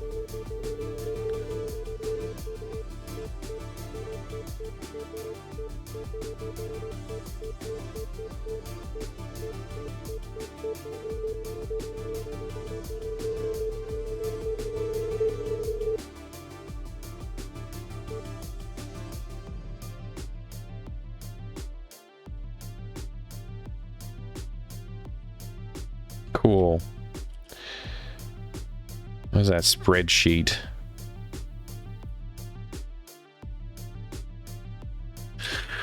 All right. I'll look at this some more. I don't know, tomorrow or something. Probably I don't think I'll be streaming as much with the game dev this week. I probably won't be doing one tomorrow. I'll try and squeeze in. I haven't actually prepared anything for GOG stream, but I'm sure I can find something. If I don't get organized for the GOG stream, I'll probably do dev stream, to be honest. But yeah, we'll get this sorted out. We're pretty much done. It's just fixing these bugs that people found and like, you know, annoyances. There's a lot of it like more annoyances than bugs per se, but there's a few things that sound like bugs that I couldn't reproduce, so I'm gonna see if I can get those ones reproduced as well. I think I'm gonna try also just putting in some like a little extra dialogue around using certain items to try and solve the puzzle. Like, oh, it feels like this should solve the puzzle, why doesn't it solve the puzzle? I want to explain why it's not going to solve the puzzle to the player. Like, oh, it's not long enough to reach it, or it's not heavy enough to break it, you know, anything like that. I just want to make it so the player doesn't feel like they're being cheated out of a solution that should work, and tell them like, oh, it doesn't work because of this sort of thing. I'm looking forward to the release though. That should be happening this weekend, assuming I get some music. It should happen this weekend. If it doesn't, maybe I'll throw some random music in and just get it done. But we'll see. I'm kind of excited to get this thing done, launched, and start looking at what we're going to work on next. I'm in two minds. I have been saying I'm going to go immediately into the next game from this one, and just go straight into the third of the mini adventures with the new character. But I'm also tempted to like fiddle around a little bit, have a bit of a mental break from doing the adventure AGS stuff and do something else. So we'll see. We will see. Oh, I should probably also, like, I don't know if anybody wrote a note about it or said anything about it. in their notes to me yet, but on the computer you can use there's a program called Cards or something like that doesn't do anything. I should probably delete that or make it do something, but we'll see if I have the time. If I have some downtime this week, maybe I'll program a solitaire card game or something. I would have a break so you don't get sick of it, since it's going to take you a while to make the third one. Yeah, it's probably going to take me about as long as this one took. Maybe a bit less if I reuse a lot of the concepts that I've developed on this one. The first one it was like mostly just learning AGS and doing some really rough graphics. So the sandwich game wasn't nearly as polished as this one is going to be. This one has been pushing AGS a little bit further and trying to figure out where the edges are. I found a lot of edges. So the third one hopefully will just be exploring a little bit more of the functionality, because I want to get, like, you know, mouth movement when characters are talking. I want to do more dialogue stuff, so, like, you know, talking to characters. So there'll be more characters to create, but they won't all have to walk around. Only one of them will have to walk around. So it should be a little bit, there will be a little bit more work in there in that regard, but I think it's going to be like leaning on the stuff that I've developed so far to do things in that one. So hopefully it will be less encumbering. I was thinking the third one was the final game. I guess that one's after. Yeah, so the original plan, I mean, it is in the document, which obviously nobody has access to except for me, but the plan at the bottom of this document is 3 mini adventures, which I'm about to check this box. We're so close to checking this box. And then phase 2, after we've done the 3 mini adventures, is to do the big adventure. And it's actually going to be a 4th mini adventure. It's just like a demo, basically, is what we're doing. And then I'm going to take that to Kickstarter and pray that people back it enough to support me for half a year of work, and I can actually do it. I don't know if that'll happen. I'm pretty confident it won't happen, honestly, but I'd love to see it happen. Like, I'm fairly pessimistic on the idea of that actually going forward, but I'll do what I can.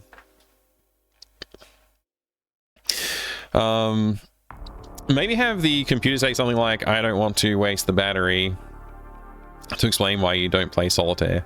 That could be a fun, like, yeah, I could do some fun stuff on the computer, I guess, with that. Or I could replace it with, like, a simpler to implement game. Like, I don't know, there might be something simpler I could do, like tic-tac-toe. Just have a few. In my mind, I was like, having a mini game or two on the computer would be fun. Other than the door unlocking puzzle, which is pretty simple. It's like a really simple puzzle, that one. I don't know. Yeah, I'd like consider doing some kind of original game. I got a project trying to assemble an engine without libraries. Oh, nice. Yeah, I've done stuff like that. It's fun. It's a lot of work doing something without the libraries. So if you want to finish the game, if you want to do it quickly, like if you want to be done within a reasonable time frame, maybe use some libraries. Like I recently just tried Raylib for the first time, and that was pretty fun. It was mostly usable. I think I ran into a few edge cases where I was like, I don't really like how that's designed, but for the most part it was pretty good. Solitaire Game says, sorry, I can't do that, Zach. I mean, that's an interesting idea.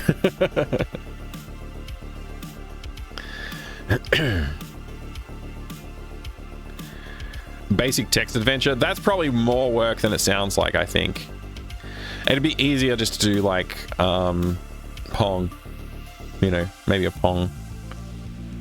Solitaire is a better party game. Librarian me gets worried whenever I hear without libraries. Yeah, I bet. Never miss the opportunity for a reference.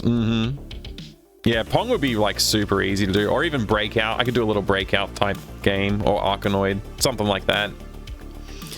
But that's like only if I have the time, which at the moment I'm feeling pretty time poor on this. Especially if I want to release it on, say, Saturday this week. So we will just have to wait and see. Anyway, that's it from me tonight. I'm gonna see if anyone. I'm gonna see if I feel like raid. I honestly don't think I will, because it's like basically it's midnight. So if I raid someone, I'm gonna feel like I should hang out for a bit, and I don't really want to do that.